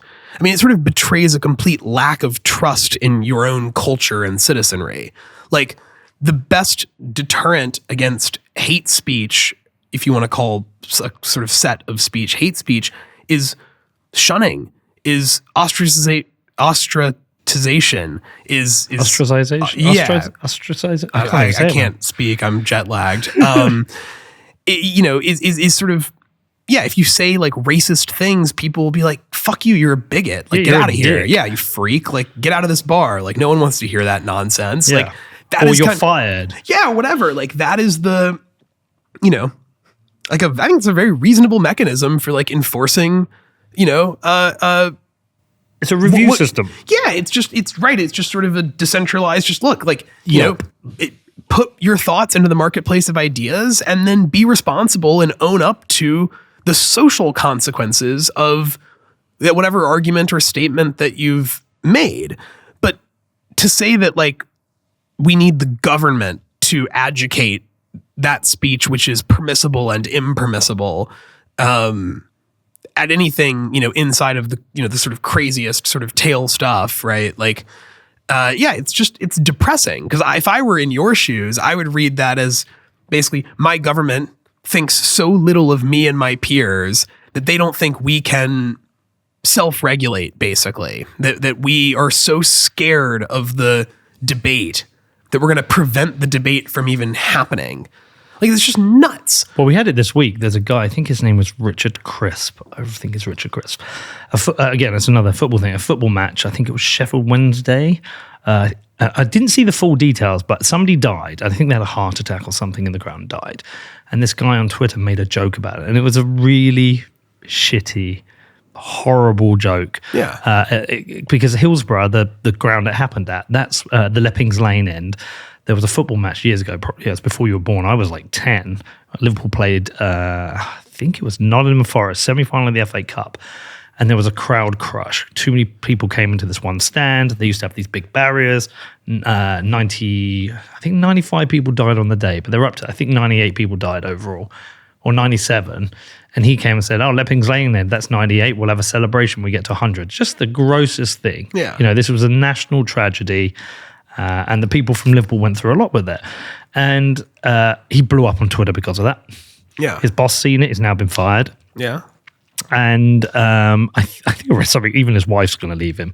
Now, it's a weird one because there was pressure on him. People started pressuring the company to get rid of him. Mm-hmm. So the boss is in a position where, like, what else can he do? Yeah. But that was the social consequence. He was a total dick and lost his job. But I wouldn't have been surprised. And if we looked it up, I wouldn't be surprised if I heard somebody, the police went to his house. He's been arrested. Like, that wouldn't surprise me. Yeah, that's... those kind of things happening. But there's been other ones happening, which I'm not totally against. There was people we had these riots recently, Southall riots, after 3 little girls were murdered by some guy with a knife. And these riots kicked off, and some people thought he was a Muslim, so it became this like anti-Muslim thing. It wasn't. And some woman was saying, go and set fire to the hotel or the immigrants are in. People actually were going to hotels and trying to set them on fire. Fucking crazy. Yeah. She got arrested and go to jail. I mean, that goes back to that point, like, can you be a free speech absolutist? Or if you're inciting violence and it happens, are you responsible? And that's a tricky area. I mean, it's sort of a question of like, does the speech kind of transcend into being a crime itself, right? Like, you have the freedom of speech, but if you and I were going to sort of, let's say we were hatching a plot to assassinate a U.S. political leader, for example, well, it's not like if we sat there and we had a 10-hour conversation that was not a bit, and we were like seriously planning out like some act of terrorism, it's not like we could just sort of smirk and be like, what do you mean, guys? It was free speech. We were just shooting the shit. Like, conspiracy laws exist. Right, because at that point, no, your speech has like effectuated a crime. So that seems like a pretty good threshold for me, right? Like, is your is your speech in service of or effectuating something else that is illegal? But, it's... Well, we don't have the culture. So what we have is this kind of like wrapping cotton wool culture, safety culture. You can't say mean things because someone will be offended. Mm-hmm. You can't put up an English flag because somebody might be offended. You can't have, I think there was one I remember years ago. Tell me if I'm making this one up, Cora, you heard this. I feel like there was a story where somebody had those old little trinkets, which were pigs, and someone was offended by them because of their religion. Like, Sorry, I'm looking something up. It's like, what does being offended actually mean? When you're offended, what happened? You felt uncomfortable or whatever. Yeah, for a moment. But should somebody go to jail for it? No, but we don't have this culture, David. Yeah, and that's the thing that's become really important to me is, and I don't worry, I have my criticisms of the US, definitely, but we don't have this culture. We are more like it was Breedlove who said to me. He said, "We're like this rebellious teenager in America, and you guys are like the wise old one." We've learned to be kind of like civil, and we are quite civil. We don't argue as much as I think Americans do. I don't think that's because of our laws, but I think our laws have come because of that. Yeah. But at the same time, we don't have a culture of liberty. We don't have many people talking about freedom. We've willingly accepted a high surveillance state. I mean, I think the US has as well, by the way, in some ways. Of course. But we don't have this culture, and that's. That's why I go back to my point. Are you talking about the U.S. government or are you talking about Americans? Because I 100% agree with you. I think Americans have this culture, certainly on the Republican side. And on the liberal side. It's not as much. It depends on what used to. It used to be. That's what I was actually looking up to make sure I got this right. When did it flip? Well, because I was going to say there was, here, I have the Wikipedia of it pulled up for the title. It was called the Farrison Affair. But the story was basically there's a French academic who wrote this book denying the Holocaust. You can't do that in Europe. You go to jail. And Noam Chomsky, who is I'm a huge fan of. I don't really sort of agree with him on everything, but he was certainly one of the writers who had a really profound impact on me in my teenage years and early 20s. And Chomsky wrote the introduction to that book. And it's I can't remember what it's called, something a brief note on freedom of expression or whatever. And, he just doubled down over it. I can't remember the whole story. I think there was ASU where he was employed or whatever was going to fire some professor, and he was fire me then. Here's a Jewish guy whose ancestors were slaughtered in the Holocaust, who was willing to risk a far left progressive academic who was willing to risk his reputation and his career to defend the right of some nut job to spout off about how the Holocaust didn't happen. And I don't know when it flipped, right? It used to you almost used to have the opposite sense that it was the liberals who were, or let's be clear with definitions. The Democratic Party, was we care about free speech and free expression. And I don't know when it really flipped, but I know we used to live in a world where Noam Chomsky lost his shit the moment that somebody tried to stop a fellow academic from saying crazy shit about the Holocaust.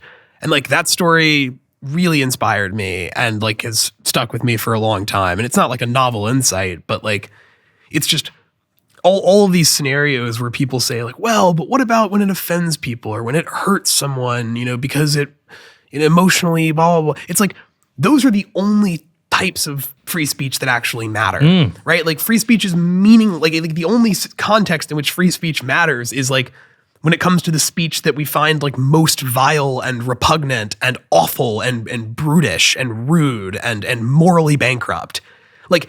If your free speech stuff, if your commitment to free speech excludes that category of speech, then it's not free speech at all. Because ultimately you need to be able to stand in front of government and say anything you want to any politician at any point. Yeah. You need to be able to say that.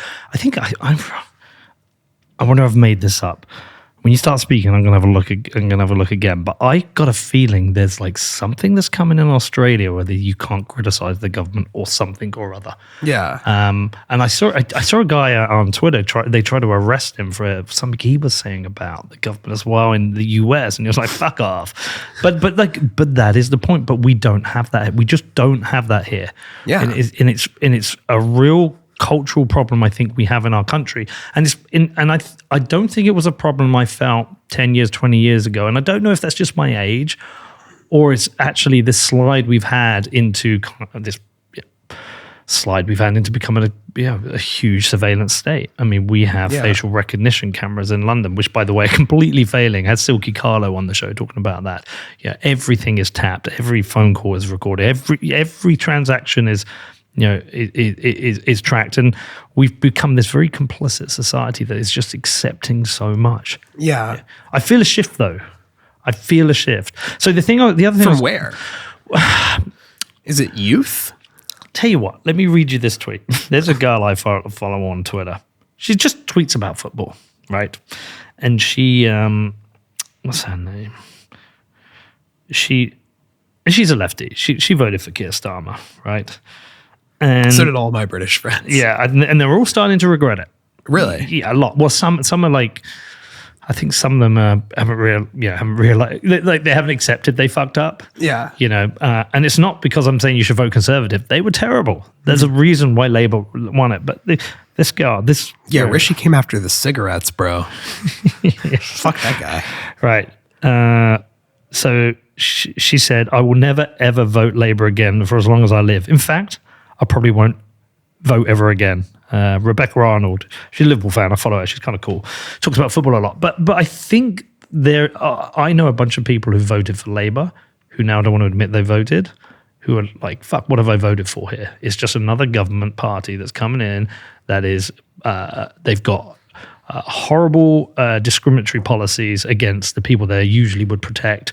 They're raising taxes and they're becoming quite authoritarian. Yeah. And I feel this sense of people are like, I've had enough. Like no government is working. No government's working for me. Like it's all broken.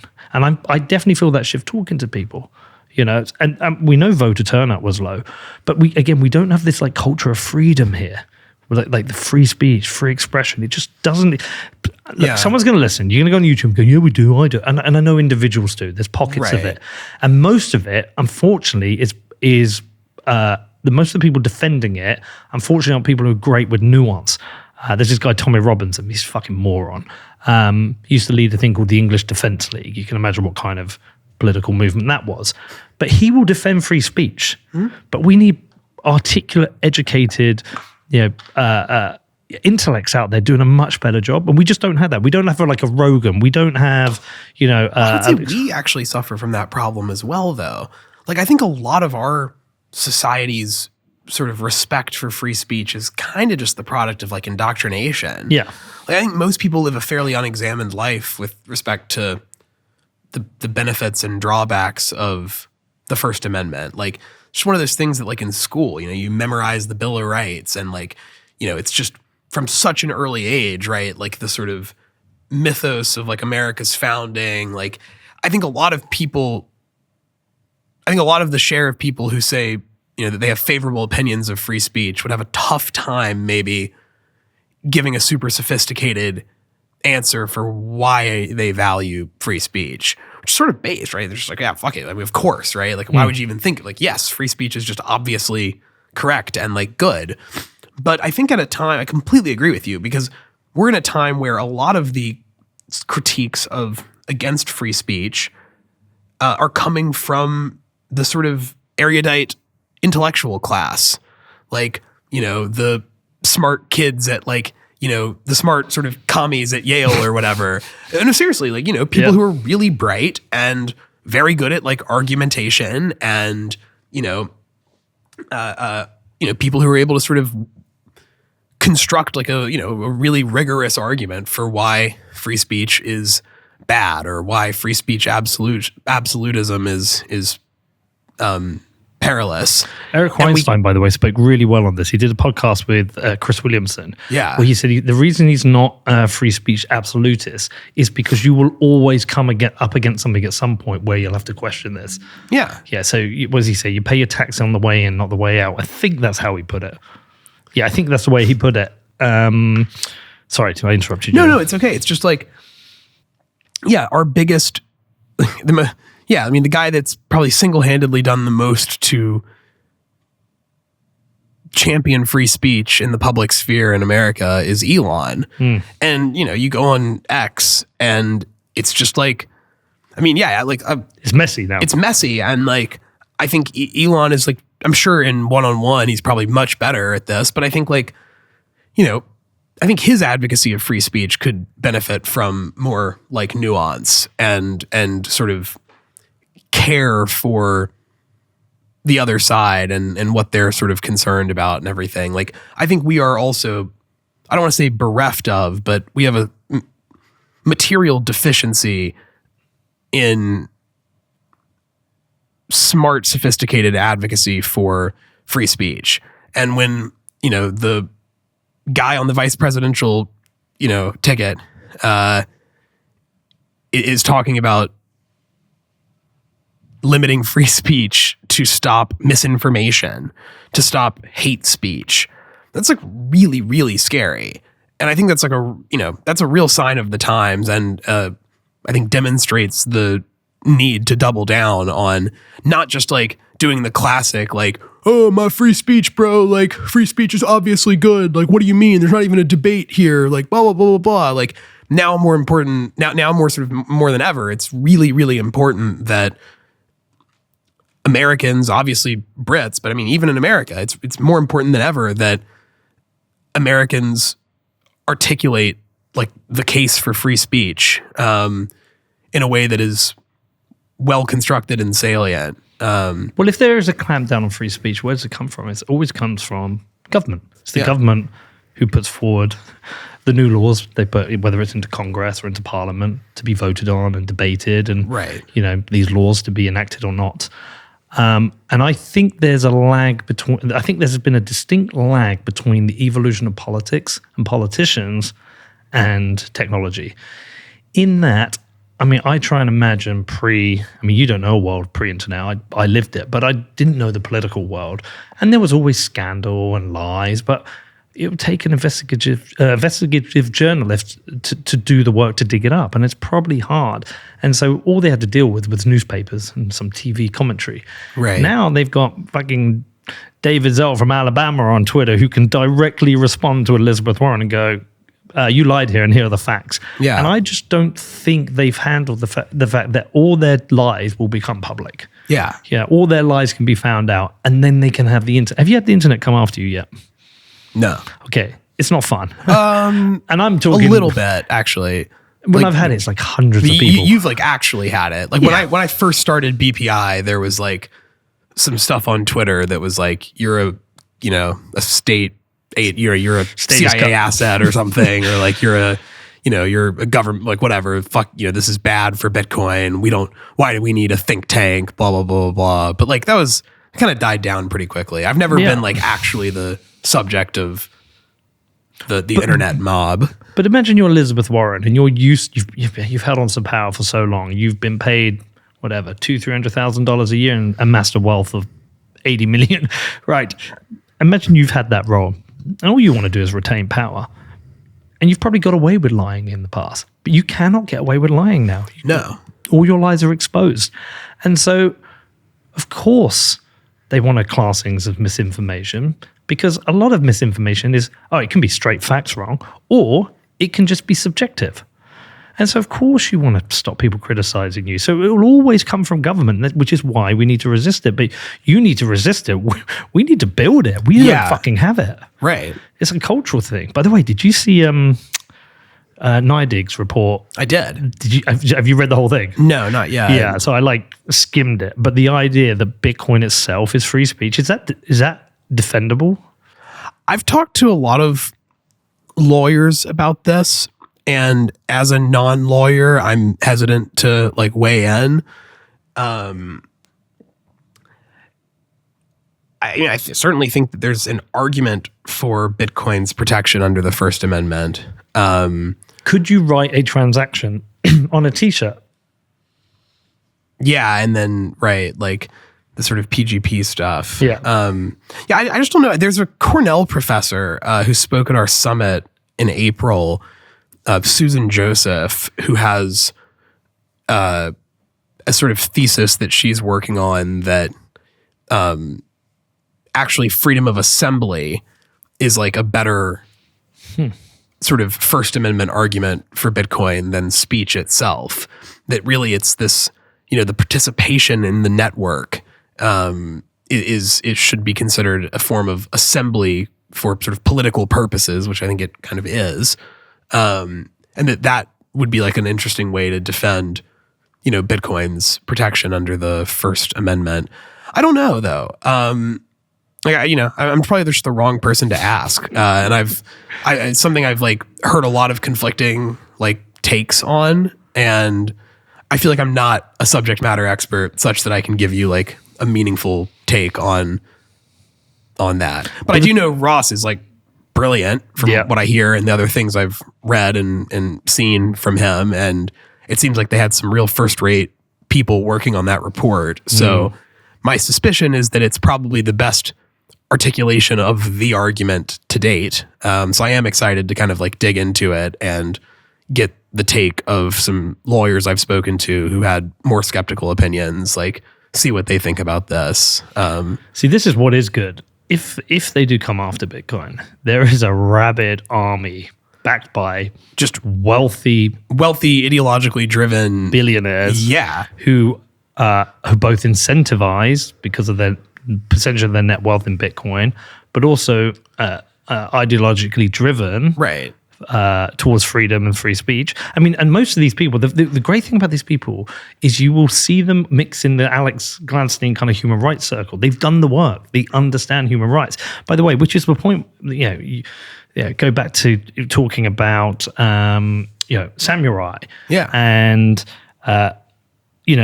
the attacks on privacy tools for Bitcoin, what they've actually done, they've attacked freedoms for activists in places like Russia. We had Anna Chekovich in here. Yeah. Just talking about, of course, yeah. These tools were used for Navalny activists to fundraise and to raise money from Russian citizens privately so they could, work against authoritarianism and Putin's mafia state.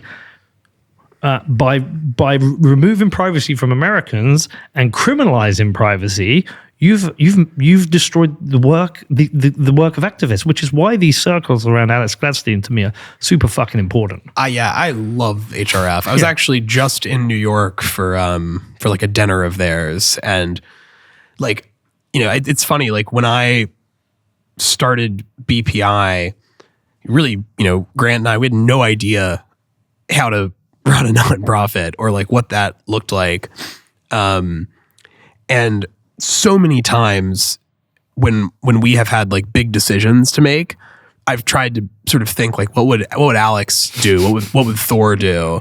Yeah. What would HRF do? They're just like first rate in every sense of the phrase. Like every event they put on, it's always filled with just like brilliant, inspiring people. Like I always feel tired after a Bitcoin conference. I'm always like fucking jazzed up after an HRF event because I'm angry, I'm emotional, I'm weeping for the world, I'm eager to sort of join the cause. Like, yeah, it's just they're just an incredible like group, and the sort of community that HRF has cultivated. It's just, I don't know, it's like a real honor to sort of find myself like a part of that community. Well, like I got to sit next to Gary Kasparov at dinner and riff with him about like the election and like, and it's like, you have like Bitcoin people, you've got, these extremely successful like business tycoons, you've got people who have faced, unfathomable adversity at the hands of oppressive governments and dictators. Like you have artists. It's a really, really cool thing that they're doing. If I wasn't working at BPI, I'd probably apply for a job at HRF. Like I really am I'm just a massive, massive fan of that crew. I mean, I've known Alex for almost as long as I've done the show, and he's always been like an inspiration for it's been like a North Star for me in terms of focus. And by the way, I say that, and I've deviated so many times. So I understand your point. You say, what would Alex do? But what he does, and I think he's a force. Yeah. I think he's a force for good across the world, and he's done one of the most important jobs in pushing the idea that we need freedom money, not sound money, but sound money is freedom money. And it's been so cool to watch that over the years. Like I remember my first HRF event, Bitcoin. It was sort of like the sideshow, right? It felt like I was like, all right, we have the actual Oslo Freedom Forum, and then we've got these sort of Bitcoin people over there in the corner, and we're going to sort of just ignore them, and over the years, like the sort of skill with which HRF has kind of woven Bitcoin into their main programming, and like it's crazy now it doesn't really feel like there's as much of a distinction between the events and programming that they do. Like it's just and I know that that's like a real thing they've had to work through, right? They've got like big donors and stakeholders who are not necessarily into Bitcoin, who were probably giving to whether time or money to HRF because of, their sort of meta mission, who were probably like really skeptical of like, what the heck are we doing as a human rights group, like with Bitcoin?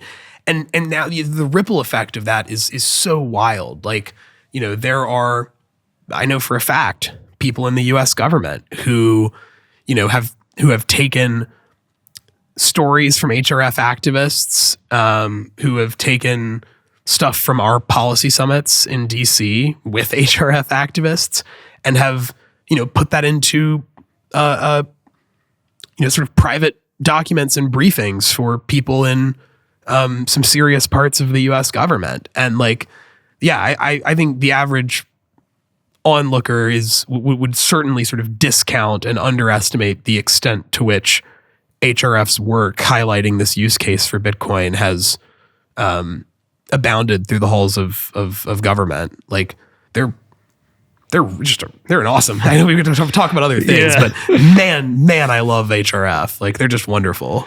Yeah, that's why I consider someone like Elizabeth Warren as a unpatriotic American, anti-freedom authoritarian. Yeah, I think she'd be more suited running an authoritarian state. She just doesn't understand what she's messing with here. And I'm pretty sure if she was sat there with the arguments from J.P. Morgan and the arguments from Alex Gladstein, she would side with J.P. Morgan over Alex Gladstein, which is wild. Why is the ultra progressive senator aligning with the big banks rather than the human rights people? No. She used to rally against Wall Street. She's holding them to account. I think it's because she needs funding. And that's where the lobbying efforts come from. And that's where the donations come from. JP Morgan doesn't like Bitcoin. Right. JP Morgan doesn't want, it's bad for Bitcoin. That's why they have Gary Gensler set up for those Senate testimony hearers to say what he says. I mean, it's just fucking bullshit. But she's an anti, like, I think it's really important to batch these people as they are. When are you going to get her on the pod? I'd love to. I mean, she never would. I did my documentary, Dear Have Elizabeth. you had Ro Khanna on the pod? No, I'd like to. I need to. Are you connected with him? I think he might follow me on Twitter. But do you know what I really want to do is I want to get Ro Khanna alongside Senator Cruz and have the two of them together. We could help make that happen for sure. Let's make that happen. I've got a good relationship with Ro, and I know Senator Cruz. He and I did a fire. So we could totally put you on an email thread with them and try to make that happen. Well, I've interviewed Senator Cruz before, and they're both two of the smartest guys in the U.S. government as well. In the legislature, they're both quite bright. Both are pro Bitcoin for very different reasons. Agree on it's kind of actually that's a brilliant idea. Like those are the two people that would make a really good show.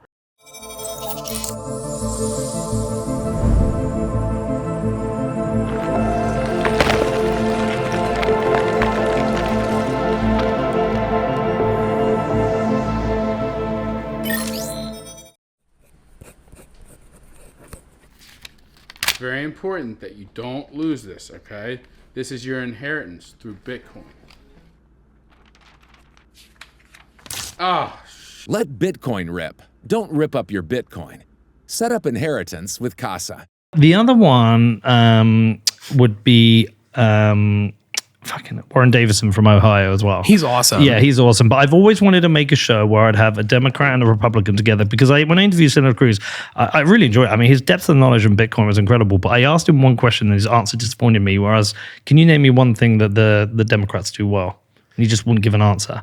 And I was like, surely you can come up with something. Surely there's something. I have a feeling he and Roe would have a really good conversation. It'd be a fascinating conversation. I have a sense that Representative Kano would be down for it. I suspect rather that Ted Cruz would be down for it. I wonder where would it have to be in DC when they're together? I can do it at the BPI office. I'm coming into the US next week. I've got a week. We don't have an office yet, but that's on the to do starting in January. I tell you when the time would be to do it. And probably the easiest way to make it happen would be the Texas Blockchain Council when they have their event, because they'll probably have the two of them there, right? Yeah, they always tend to bring these people together. There. But I've always wanted to have that.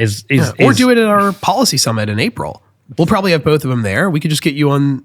Do it with BPI. Yeah. Let's do it in April. But getting these people together and just come across the aisle, because we are at that time, like, it goes back to my question to Cruz. It's like, no one really wants to admit that the other side does anything well. It's like a total ideological warfare. And I actually think here in the UK, I've toyed with the idea of getting into politics, like running for mayor or something. And I've always toyed with the idea is that a brutally honest politician who would come out and say, oh, all that stuff we've done there, that's bullshit and lies. By the way, they're really good at that. We're rubbish at this, and this is what I'm going to do. That kind of like honest politician would clean up.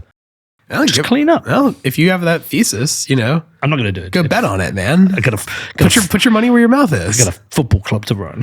Yeah, you're okay being the chairman of the football club and winding up the FA. So this stuff that you've been doing in the Hill, like help people understand the challenges that you face in just trying to get them to the table and understand this is not something to stand in front of. Oh my gosh, I mean the challenges abound. Crypto as a whole has garnered a really, really bad reputation, deservedly. Yeah.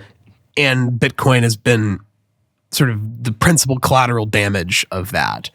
It's interesting actually, it's sort of tangential to your question, but when I look back at the trajectory of this think tank, right? Like we started it,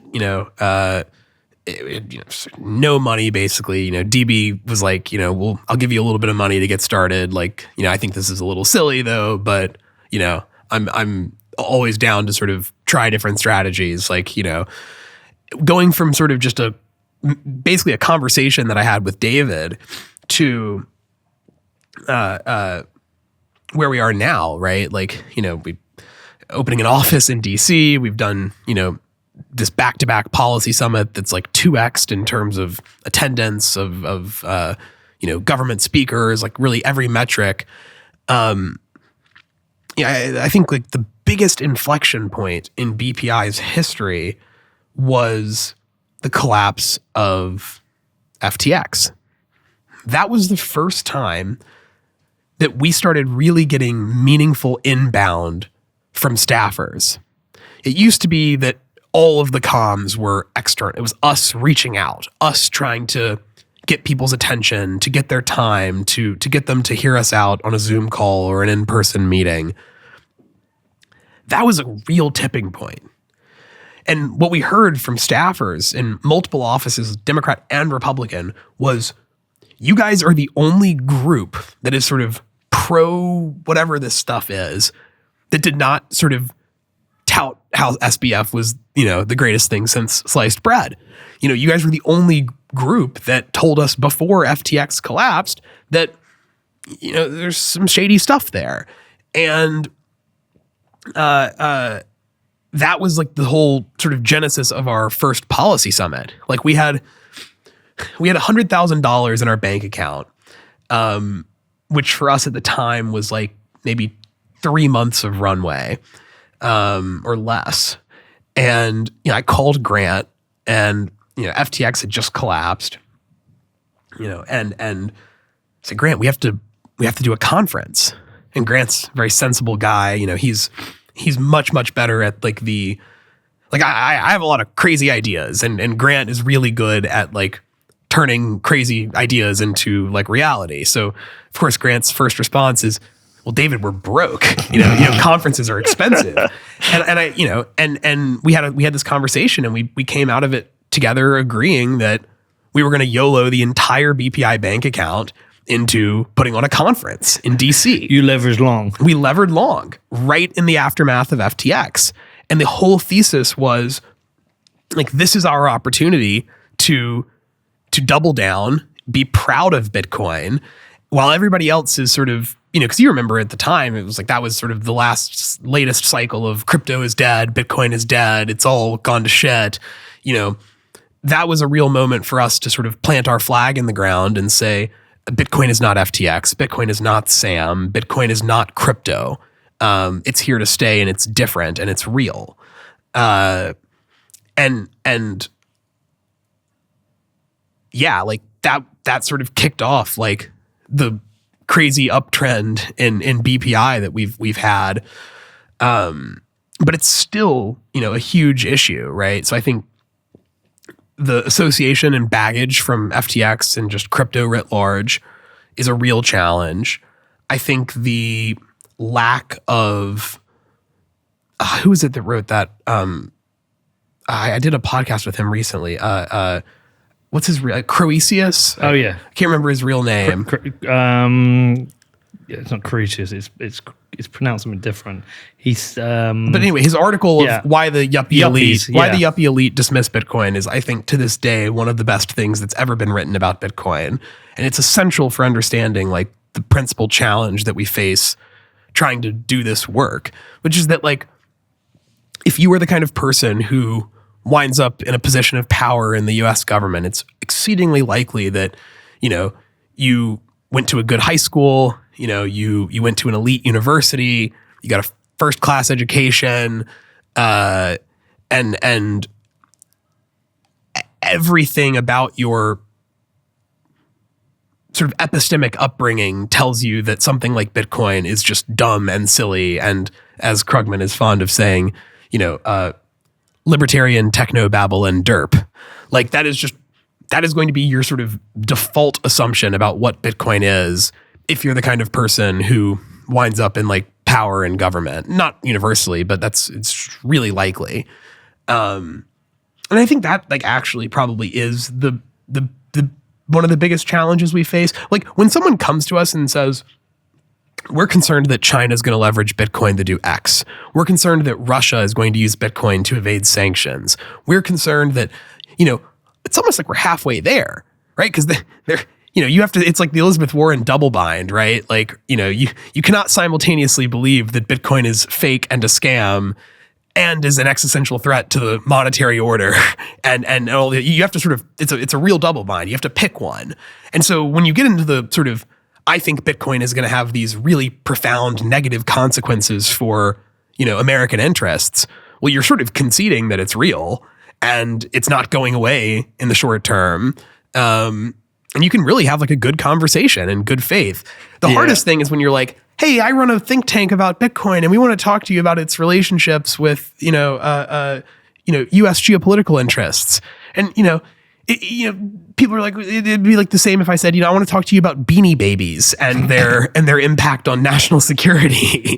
Like, I think the fact that a lot of people just still sort of dismiss it as like silly and inconsequential is another big challenge that we face. So it's, and then I think a third is the politicization of it. I think a fourth is the almost just like the vibe, right? Like these politicians, like a lot of them are really actually like social media addicts, or at the very least are like, which makes sense. If you're the kind of person who winds up being a politician, you care a lot about your image. You are hyper focused on like what people say about you.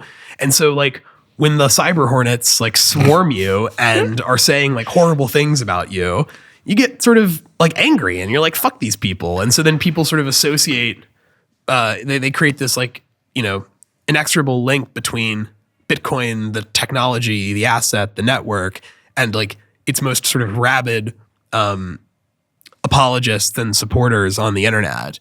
So, I mean, there's a bunch of kind of, I would say, like discrete challenges that stand in our way of trying to bring people to the table and have like a serious, earnest conversation about the benefits and risks that the technology poses to, the state.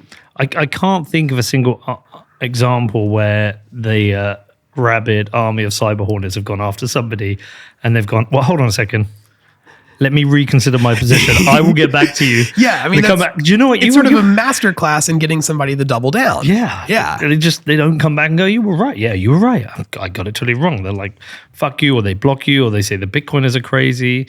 I mean, we've had that with Elon Musk.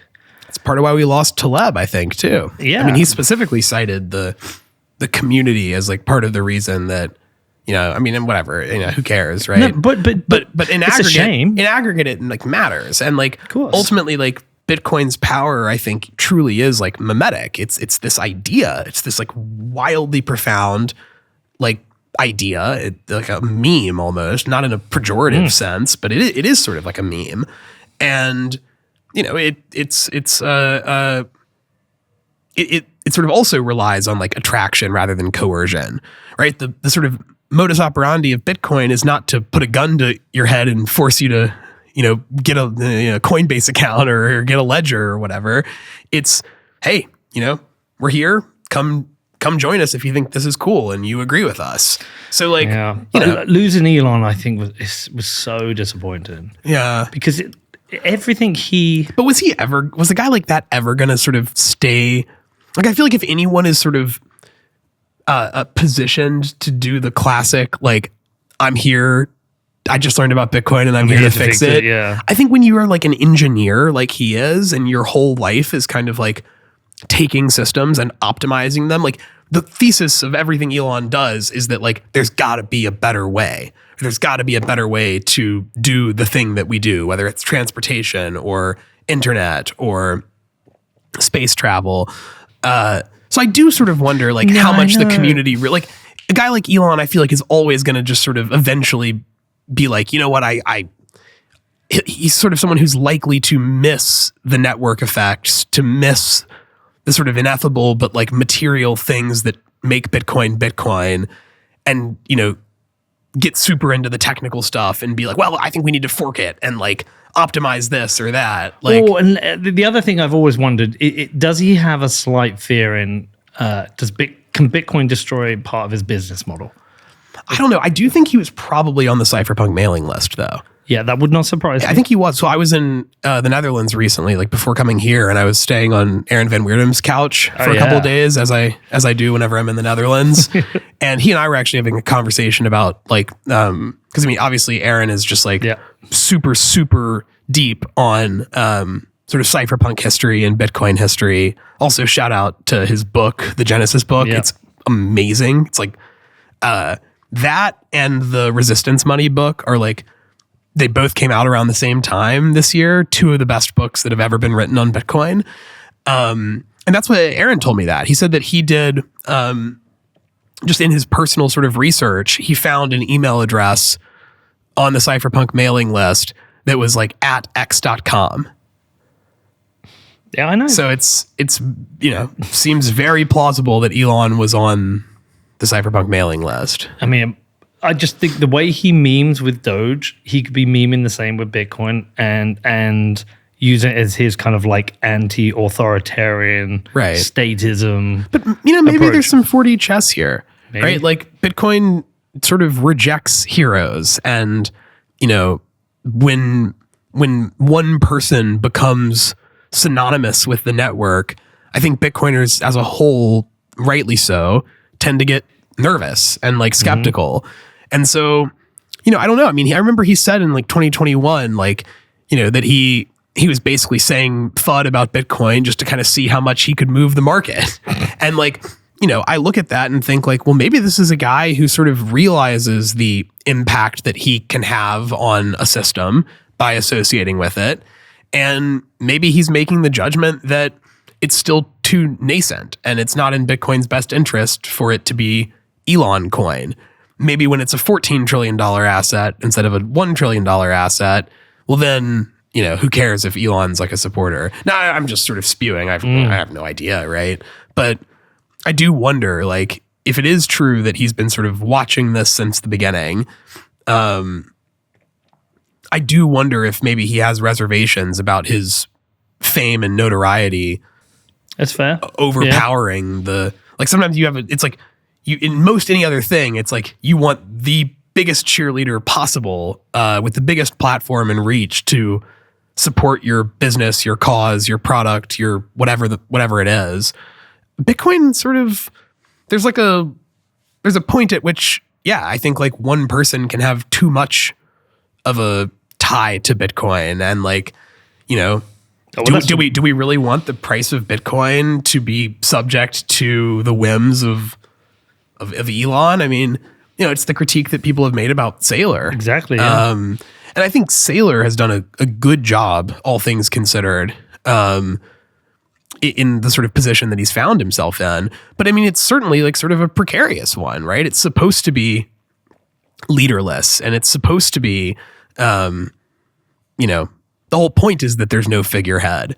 And I'm not really upset that Elon has like not become the figurehead of. I'm pretty happy with where he is on it. Yeah, no, honestly. It's not upset. I just think it's a shame in that he, not on a price issue.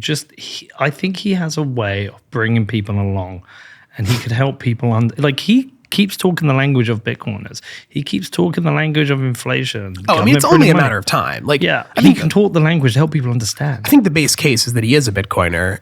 And I guess gun to my head, my thesis would be that he is nervous about the negative externalities of him being a champion of Bitcoin.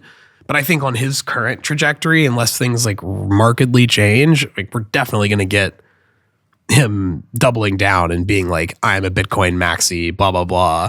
I think there's a lot of guys like that. I mean, Zuck, like he's put out there a little bit with the goats. Yeah. I mean, if you have $100 billion, you're building bunkers in, in New Zealand or Hawaii or whatever, you have goats named Max and Satoshi. No, it's Max and Bitcoin. It's Max in Bitcoin, right? Like, I mean, I think a guy like Zuck definitely has like at least $1 billion worth of Bitcoin. That's like 1% of his net worth. I saw a really funny thing on Twitter the other day about him. They're saying Zuck now looks like the guy who bought Coke off at university. Big fucking gold chain. Yeah. It's funny. I was at Burning Man this year and was hanging. You were. And I was actually talking with the current head of Facebook, who's been there a long time, is like friends with Zuck, and I asked him like sort of point blank. I was like, "What's up with his rebrand?" Like I was like, "Is this all sort of a PR stunt or is this like real?" And Tom was like, "No, I mean he kind of just got into like MMA and." Got ripped. Yeah, kind of just got shredded and like had started revisiting some of the, stuff that the company had done and the ways that it had responded to the government. But, and of course, this guy's like friends with Zuck and he's not going to badmouth him to a stranger at like a Burning Man. But like he also had no incentive to really, we were like sort of just the two of us chatting like in private. He had no incentive to lie and seemed pretty earnest. It was just like, I kind of think Mark just sort of has, changed. He got based. Kind of got based, yeah. And I'm pretty excited about it. Like based Zuck is cool. Yeah. I very much admire like Zuckerberg, like all things considered. And I kind of don't think he's done. Like I think Zuck's greatest hits might be in the future, not the past. Yeah, who knows, man? I think Facebook's kind of done. It's weird. Well, but that's the whole point of the glasses thing is that, he got cucked. He was a software guy and he learned that when your whole business is software, you are controlled by the hardware guys and you don't, that's a sort of compromising position to be in. And so I'm pretty bullish on like Are you bullish on those glasses? Yeah. Because it's like, how many times has this been tried? Well, I remember I actually got Google Glass in 2012. Yeah, like you and 3 other people. Yeah, I mean, but like I was like a real sort of we've talked about this before. I was really enamored by like tech when I was really young. And I thought Google Glass was just the coolest thing ever. Like, oh my God, you have walking directions that like, show up on the ground or whatever. Like it's a video game. You can just follow the arrows. But no, I mean, these things are like terrible, like awful, awful, awful. And I think it's like whether glasses, whether it's going to be these particular glasses, I think the insight that the humans will sort of want technology that interferes less with their ability to kind of be a human being and like be in the world is like a really profound one. And it certainly seems like directionally correct to me. And the moment that there exists a piece of technology for which I can gain the same benefits that I get from carrying this thing around in my pocket without causing me to like look at my feet and not be engaged in the world, like I'm going to get it and I'm going to be really happy about it. And so, yeah, I mean, I kind of think it's like an idea whose time has come. And I think Google Glass was actually like just really, really ahead of its time. Yeah. I don't think the thing has fucking failed. Okay, what's it called? The Vision Pro. Well, but of course, like, right, like that doesn't actually solve the problem, right? Slapping on giant goggles on your face does not, it's actually with a backpack. It's more interfering with your ability to like be a human being than carrying a smartphone. But if you remember the Google Glass, it was sleek. It was like a thin sort of wire, almost not wire frame, but I mean, it was designed, it was very minimalist. When's that Facebook thing come out?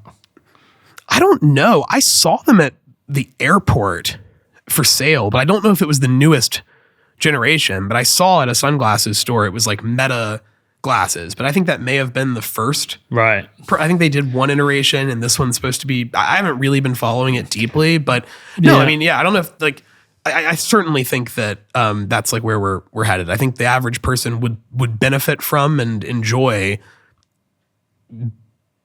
using technology in a way that interferes less with their ability to socialize and like exist in reality. Yeah, but does it, or does it end up doing more? That's the weird thing. I just don't know. It's like, I mean, I use AI relentlessly now. Really? See, that's so scary to me. Yeah, well, no, I'm not scared. I'm not existentially scared of. Oh, neither am I. I'm not. The thing I've become scared about, it's become like a superpower, right?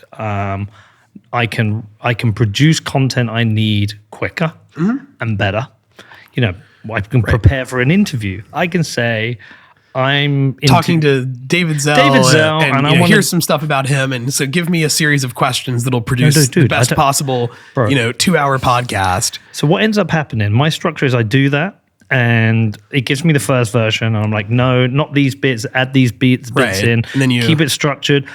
Is there a better arc? And you've seen it. I barely look at it during it. Yeah. But it's all because we didn't even go down those rabbit holes. But it does really weird things like, right. So I asked about David Zell. I didn't give it any feeders apart from the topics I want to cover. But it wrote a question for you. It said, you've talked about societal decline linked to fiat money. Can you elaborate? Have you? No. I mean, I think that's just guessing that because it's. But that's the point. So. And by the way, it has got a little bit weirder recently. Oh, I'm sure. Do you use ChatGPT? I do, but sparingly. So it used to be that you would ask it something, and most of your questions were independent of the previous one. Now it's learning about you. Oh, yeah, it's memories. Like, I mean, I do use it for sort of rote BPI stuff, like a press release or whatever. And like, yeah, I've noticed that. Like, I used to have to kind of feed it the mission statement of BPI. Nope. Now it knows the mission statement of BPI, even if it's in a different window or a different model. And like, yeah, I mean, stuff like what I'm mostly worried about with AI is like, is not like the sort of P-doom, like existential risk stuff. I'm worried about it sort of engendering a really insidious and very consequential form of essentially totalitarianism.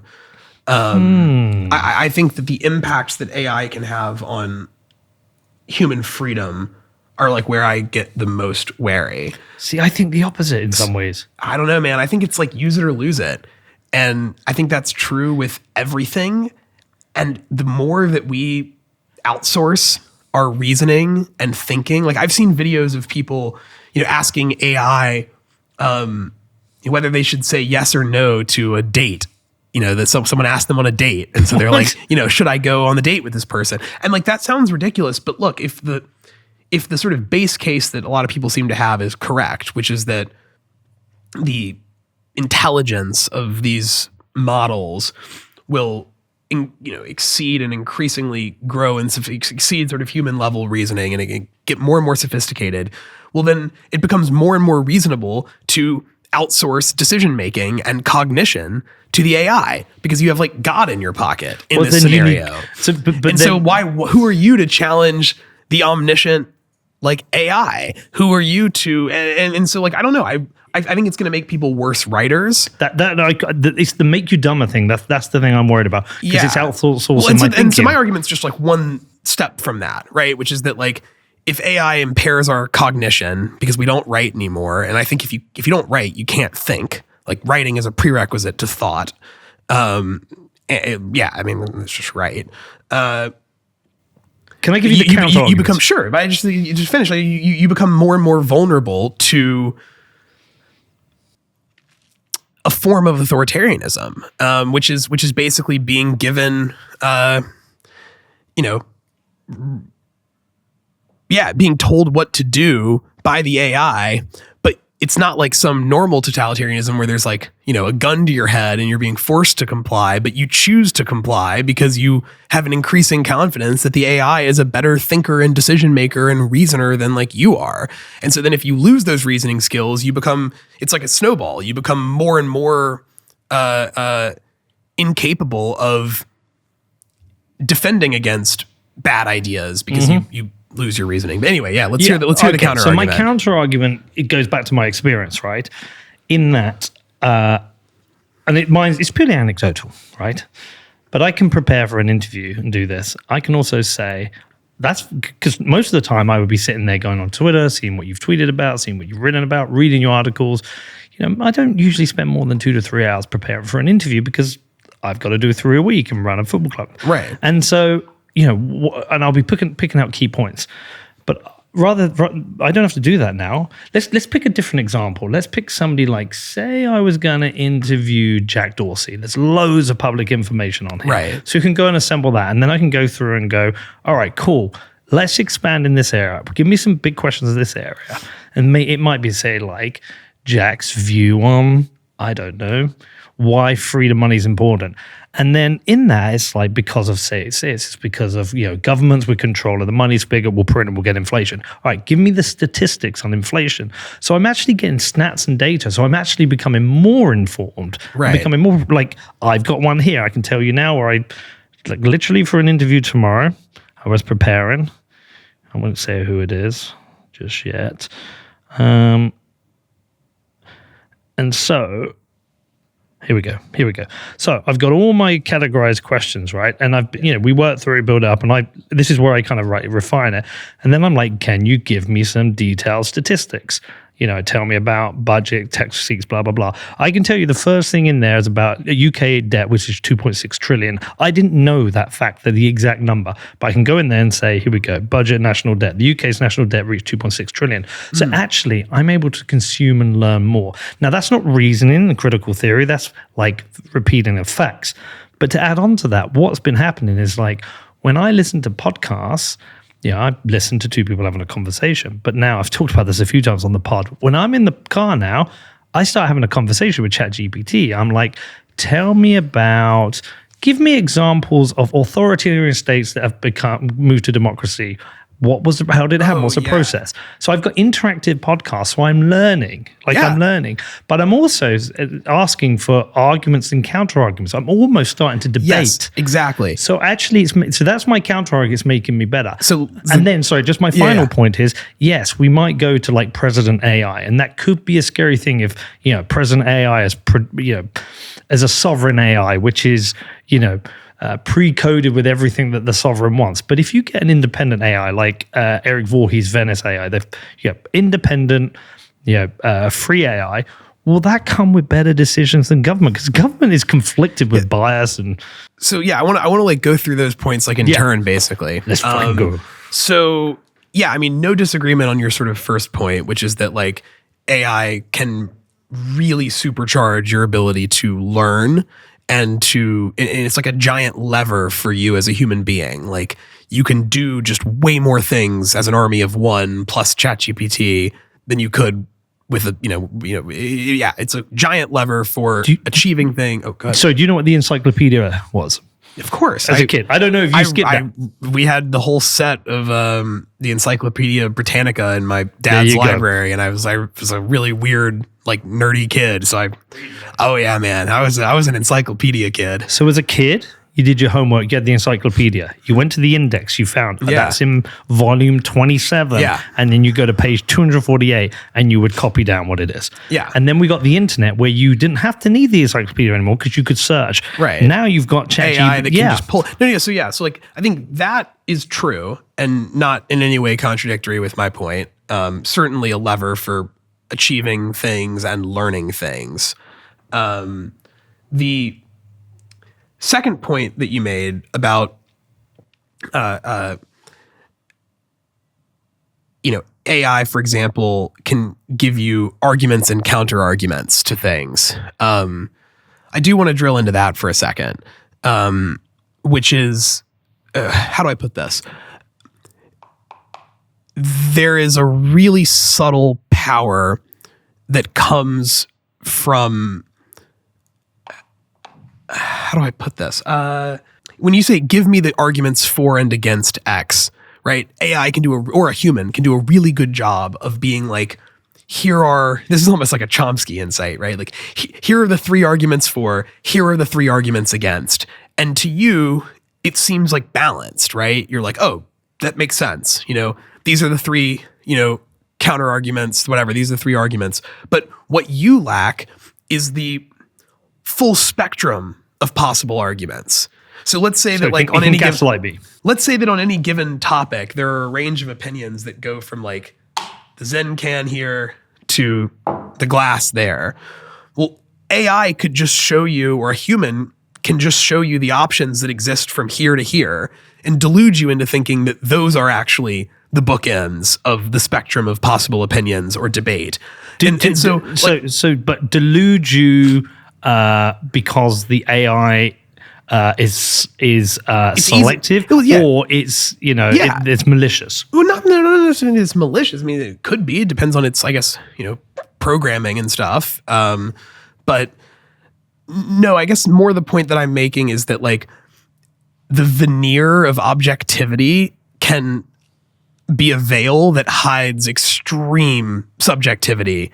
Like I guess like a good example of this in the study of like U.S. foreign policy decision making, there's like this observed phenomena. I think it's kind of been true ever since like World War II. It's kind of like the Goldilocks effect. So, obviously the president of the United States is like the commander in chief of the military. Any sort of geopolitical decision is made by the president, but of course the president's just like one person. So they outsource, to subject matter experts to prepare them like briefs on the different possible strategies that the US government could take in response to, something. And so usually what happens when the president has to make like a consequential decision about foreign policy is that they are given a menu of options. Option A, option B, option C.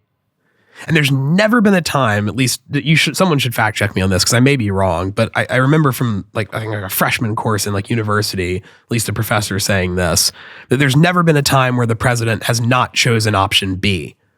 So option A is always too little.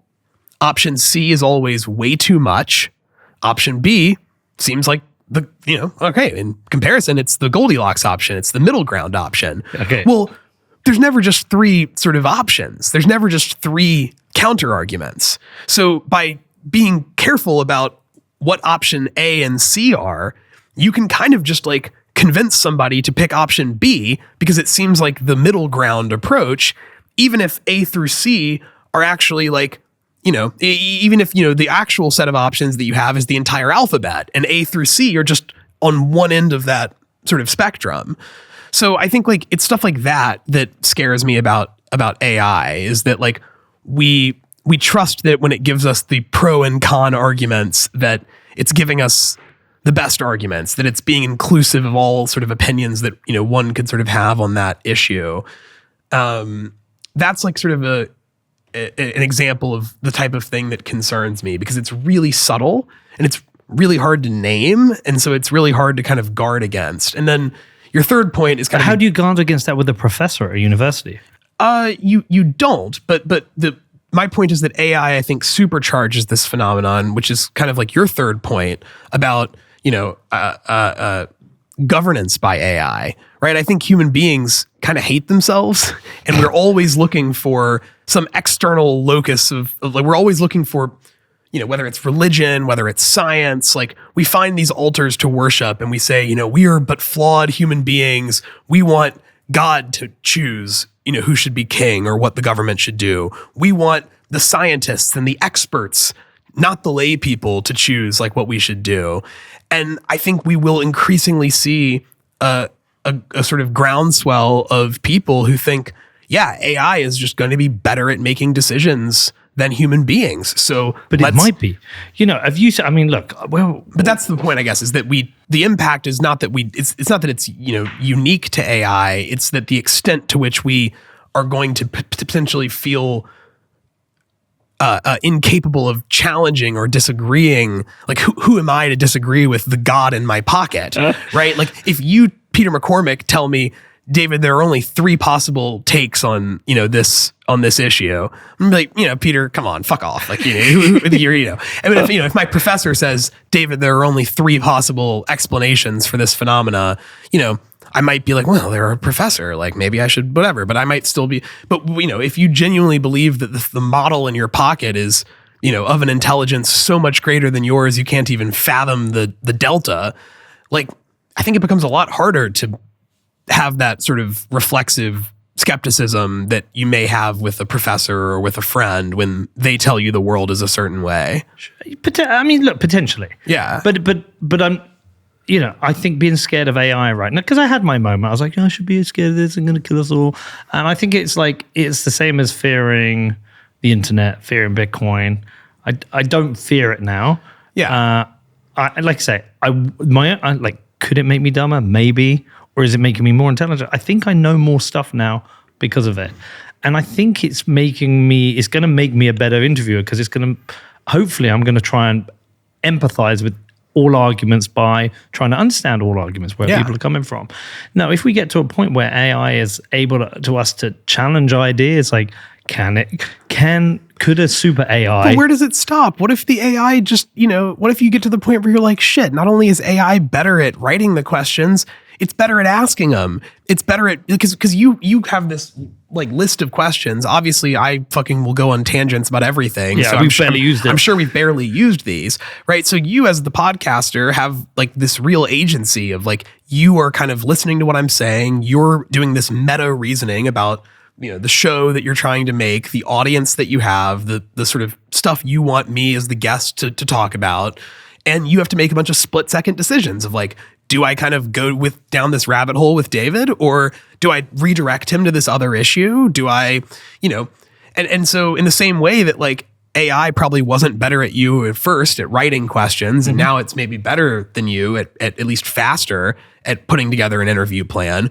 What's going to happen when AI can look like you, sound like you, and make those split-second decisions as a podcaster that make you a good podcaster better than you can? What's the excuse for the Mr. Obnoxious podcast? Why would I not just be talking to your AI agent while, you know, you're playing internet chess in the corner over there and listening to, you know, an AI Peter McCormack do a much better interview than, and then at that point, why don't I just, you know, train an AI on everything I've ever said or maybe written? that would be it, but maybe that's what leads to human flourishing. Maybe we get freed from these constraints of shitty things we've been wasting our time. Well, this isn't shitty. This is my favorite thing to do. Yeah, I was going to say, this is like, you know, what you like.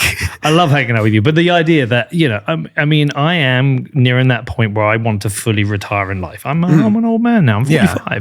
I want to read books and lift weights and watch my football team, right? Sure. I don't know how many more years I'm going to work. If I didn't have to work, give me a UBI check.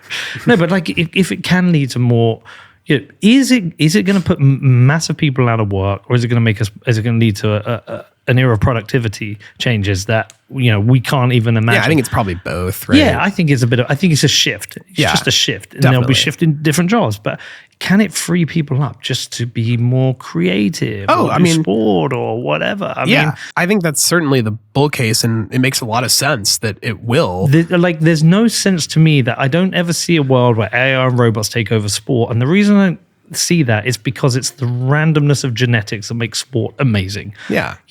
One of the criticisms of Formula One is they all kind of know every track inside out, and they just tune in the engines, and whoever's got the best car wins, right? You basically got someone in control of a robot. Yeah. But when you're playing football, what's the best you can do? You have slightly better football boots. If you're a runner, slightly better running spikes. Well, that's why people still play chess, even though engines are way better than people, because what's interesting about the game is watching humans play and sort of pursuing the peak of human potential. And can a human beat the super intelligent robot at chess? That's what we want to know. It's like, right, and of course the answer is no, right? That was Kasparov. Yeah. He was the first guy to lose. Was it 2-1 though? Didn't he win one game? He won, I think, against one version or iteration, and then I think some period of time later, it was the second version that beat him. Yeah. And so I think that's a perfect example of the same phenomena. Kasparov losing to Deep Blue did not stop chess. It's more popular than ever. And look, and AI can create artwork that you can put on a wall and go, that looks pretty. But once you tell me it's an AI, I'm so much less interested in it. So there is a side to humans that maybe we can flourish in doing the things that only can be valued as being done by humans. Yeah. The biggest piece of artwork I have in my house was made by my son.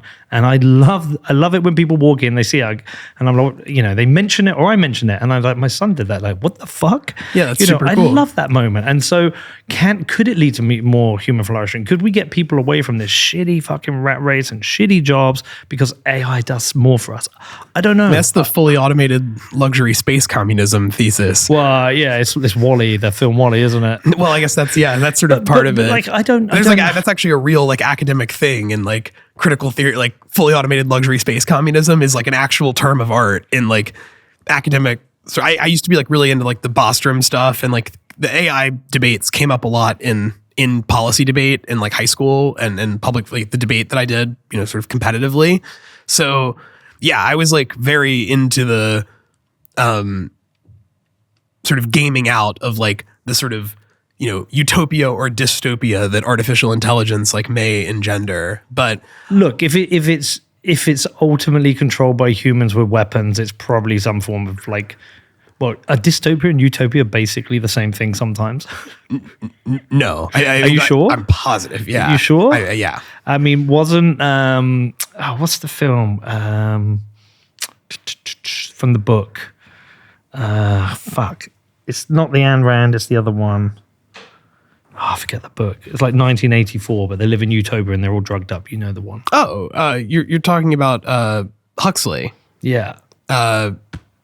Brave New World. Brave New World. That was utopia. Well, no, the whole point of the whole point of the book is that things that seem like a utopia can in fact be dystopias. Yeah, but that's what I'm saying. But not that it's both, right? It's that one can hide behind the veneer of the other. Yeah, but which, by the way, that's an amazing book, and I think a much better model for the world that we're heading toward than 1984. Of course, because at least you get to take drugs and have fun. Yeah, live in the pod, put on the Vision Quest Pro, and get constant dopamine from video games, internet porn, and marijuana, and rot in an apartment and collect your UBI check. That seems like a more plausible path toward sort of totalitarianism than for at least America and the West than the sort of 1984 vision. Although we're kind of seeing elements of both Orwell and Huxley's. Yeah. Which do you want? Right. There is a lot of double speak, I would say, in contemporary, from 1984. There's a lot of double speak in contemporary American politics as well. I mean, but sorry, just going back to this AI point. The thing I'm saying is I'm interested in seeing the results. In that, I've been following some of the medical AI stuff. I was following the stuff to do with they were using AI to look at mammograms, and they were identifying breast cancer earlier, which meant for a higher survival rate. And there's a bunch of things like that have been happening. But I was like, okay, well, if they can do that, can they spot potential conflicts breaking out? Can it test geopolitical tensions and say that may lead to conflict? So you're already worried this conflict's coming out. Or can it say, look, this is where humans are going wrong. This is why you always lead to conflict. This is a way of de-escalating conflict. This is a way that you as a nation can work together so everyone lives in peace and harmony. Could it be doing that? Could President AI? I'm living in the, I'm out in Walden Pond or whatever in that scenario. Like I'm not signing up for that.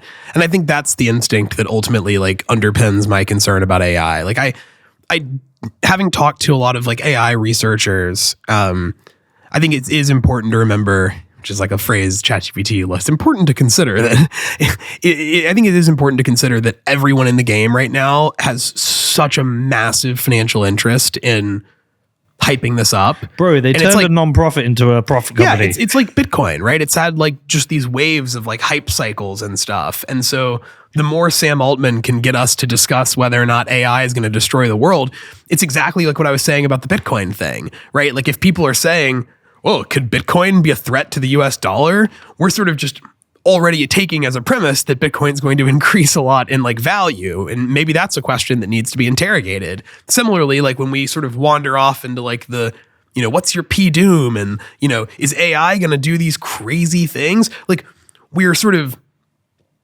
look, Sam Altman and company have a lot to gain from us thinking like that because it really justifies NVIDIA's stock price. It really justifies, giving Altman $1 trillion to do whatever the hell he wants to do.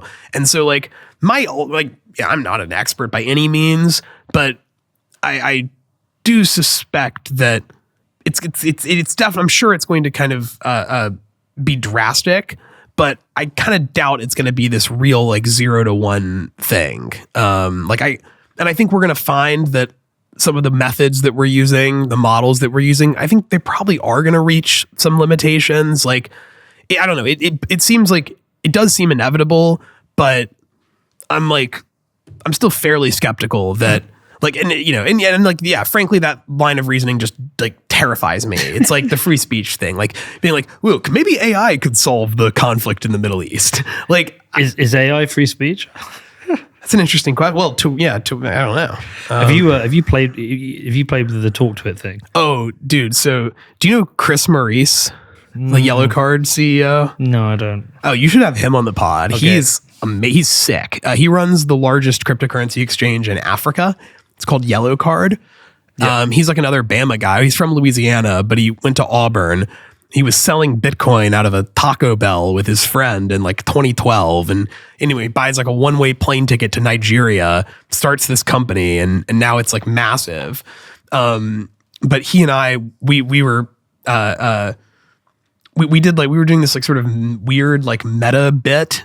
And then we like incorporated ChatGPT like speech thing into the bit.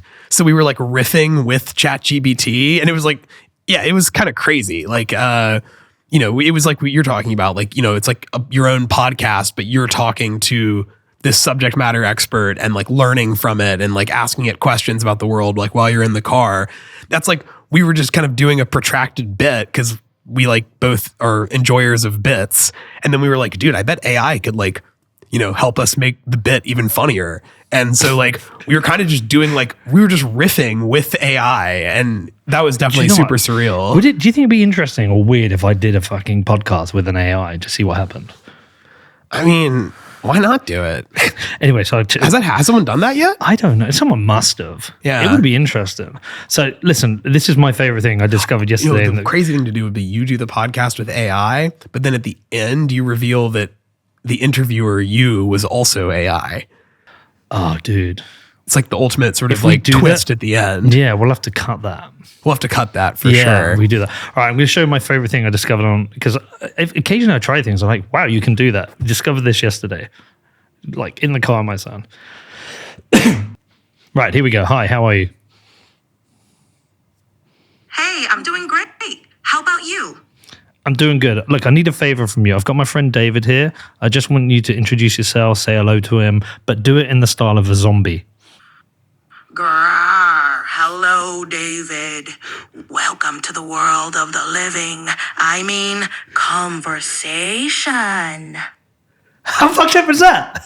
It's pretty weird. I was like, I just like amazed. It has a voice, and I've always. You remember all of the old computers where you used to like talk back to you, and it like couldn't get certain words or names correct. And I was like, okay, it's pretty cool that it does this in a voice. Let's try a zombie. And then we tried a clown, tried some other things. Yeah. And so I don't know. Maybe I should do a podcast with a AI. Yeah. As a zombie. Look, I think it'd be a better guest than me. You know. Fuck off. You've been a great guest, man. Have we not touched on it? Oh yeah, one thing I want to ask you about. Yeah. Why are you in Europe early? Oh, well, I was, so we have the Bitcoin conference in Amsterdam. You know, I'm not asking you about that. Well, I was playing in a poker tournament in the Netherlands with Aaron. So it was like how big a tournament? Was it World Series? It was like their version of the World Series, I guess. It was the Utrecht Poker Series. Okay. How many people? Like 760 or something. How'd you do? Not as well as I would have liked. Aaron did pretty well. Okay. I lost in kind of an annoying hand. So are you familiar with like tournament poker at all? Yeah, Okay. So You basically, play Hold'em, right? yeah. So basically, like in a tournament structure, you know, your greatest EV comes from final tabling and like having a serious shot at getting like first place. To do that, you need like a large chip stack. Build early. Yeah. And so, you know, what usually ends up happening though is if you're, you know, not able to build like a giant chip stack, you kind of get into like what we call push fold territory where you have sub 15 big blinds. And so you basically just memorize all of these charts. It's highly dependent on like position. So like how many players are left to act after you make your decision. But you get to a point where you're not really incentivized to have like an opening range, like to min raise, say to like make it 2.2, 2.3, 2.12 big blinds. You kind of just, there's not enough, you don't have enough chips to justify playing 3 streets of poker. So you just either fold your cards or you go all in. So I was at that point with like a short stack, fairly close to the money bubble, and just got it all in. What do you have? I had king, queen suited. All in pre-flop? Yeah, because I had 12 big blinds. I was in early position, picked up king, queen of spades, shoved all in, was called by ace 5 of, I think it was also ace 5 of spades, which was particularly brutal because then immediately my flush outs are sort of busted. But I think that's like a 60-40 or 70-30 hand. When did the ace come out? Right on the flop is the first card. Oh, fuck. So that was hot. That was my poker tournament. Yeah, it was crazy though. I mean, like, I don't think it was very humbling. Like I got to play briefly with a guy who I think was a former EPT winner, like European Poker Tour. And, you know, certainly saw poker talent in a way that I'd never seen like in person before. Like I'm fairly deep into the game, but it was very humbling to see someone who's like, you know, I mean, I like the sort of decision trees that they have like gone down in their head, like the extent to which this guy was basically just playing automatically, like not just pre-flop or flop, right? Like most people kind of, if you're not just a degenerate gambler and you know, because the appeal of poker, right, is of course that it's like a beatable game. That if you study hard enough and work hard enough, you can just print money playing and over the long run. Yeah, it was very humbling. I saw some really, really impressive poker talent, and I realized for sure that like the skills, the level of knowledge of like GTO poker that you need to, for example, hypothetically do really well in underground games in Alabama, it's like very different than the level of skill I think that you need to be able to compete in these big poker tournaments in like Europe. Yeah. So, you know, I was demoralized, but I mean, look, you got to win your flips. That's part of the game. And yeah, I kind of realized like if I'm going to play another, you know, meaningful poker tournament, you know, I want to spend more time studying, which I'm not sure I'm going to be able to do because I'm also trying to get better at chess and I have a job and like a think tank to run. Yeah. So I don't know. It was a fun experience. It was cool staying with Aaron. You know, But yeah, I kind of realized like, dang, if I want to like actually start taking poker seriously, I'm going to at minimum have to probably put the chess study on hold.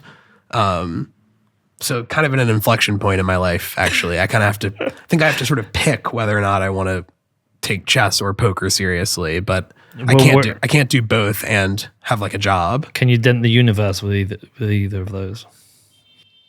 I think I can disturb the universe better through something that isn't, a game. Would be my guess. I don't know, man. Bitcoin's a game. Yeah, maybe. No, I think Bitcoin think tank is my current disturbance of the universe, and I think there's more disturbance to be done before something else. Well, keep doing it, man. Listen, you've become a good friend over the years, man. Yeah, I you appreciate too. you coming in and doing this. Of course. From borrowing my swimming shorts to coming to London. Yeah, man, it's been a wild ride. Yeah, bro. Well, listen, look, appreciate you, everything you're doing. Just keep the fight, and anything you need, you know where I am. Appreciate it. You were not obnoxious or rude at all. Like I really. Well, because we agreed. It was a terrible title. Then. If we'd started disagreeing, my expectations were just that you were going to be mean the whole time. I was looking forward to it. Only to my enemies, man. All right, Cool. Listen, thank you for listening, everybody. See you all soon.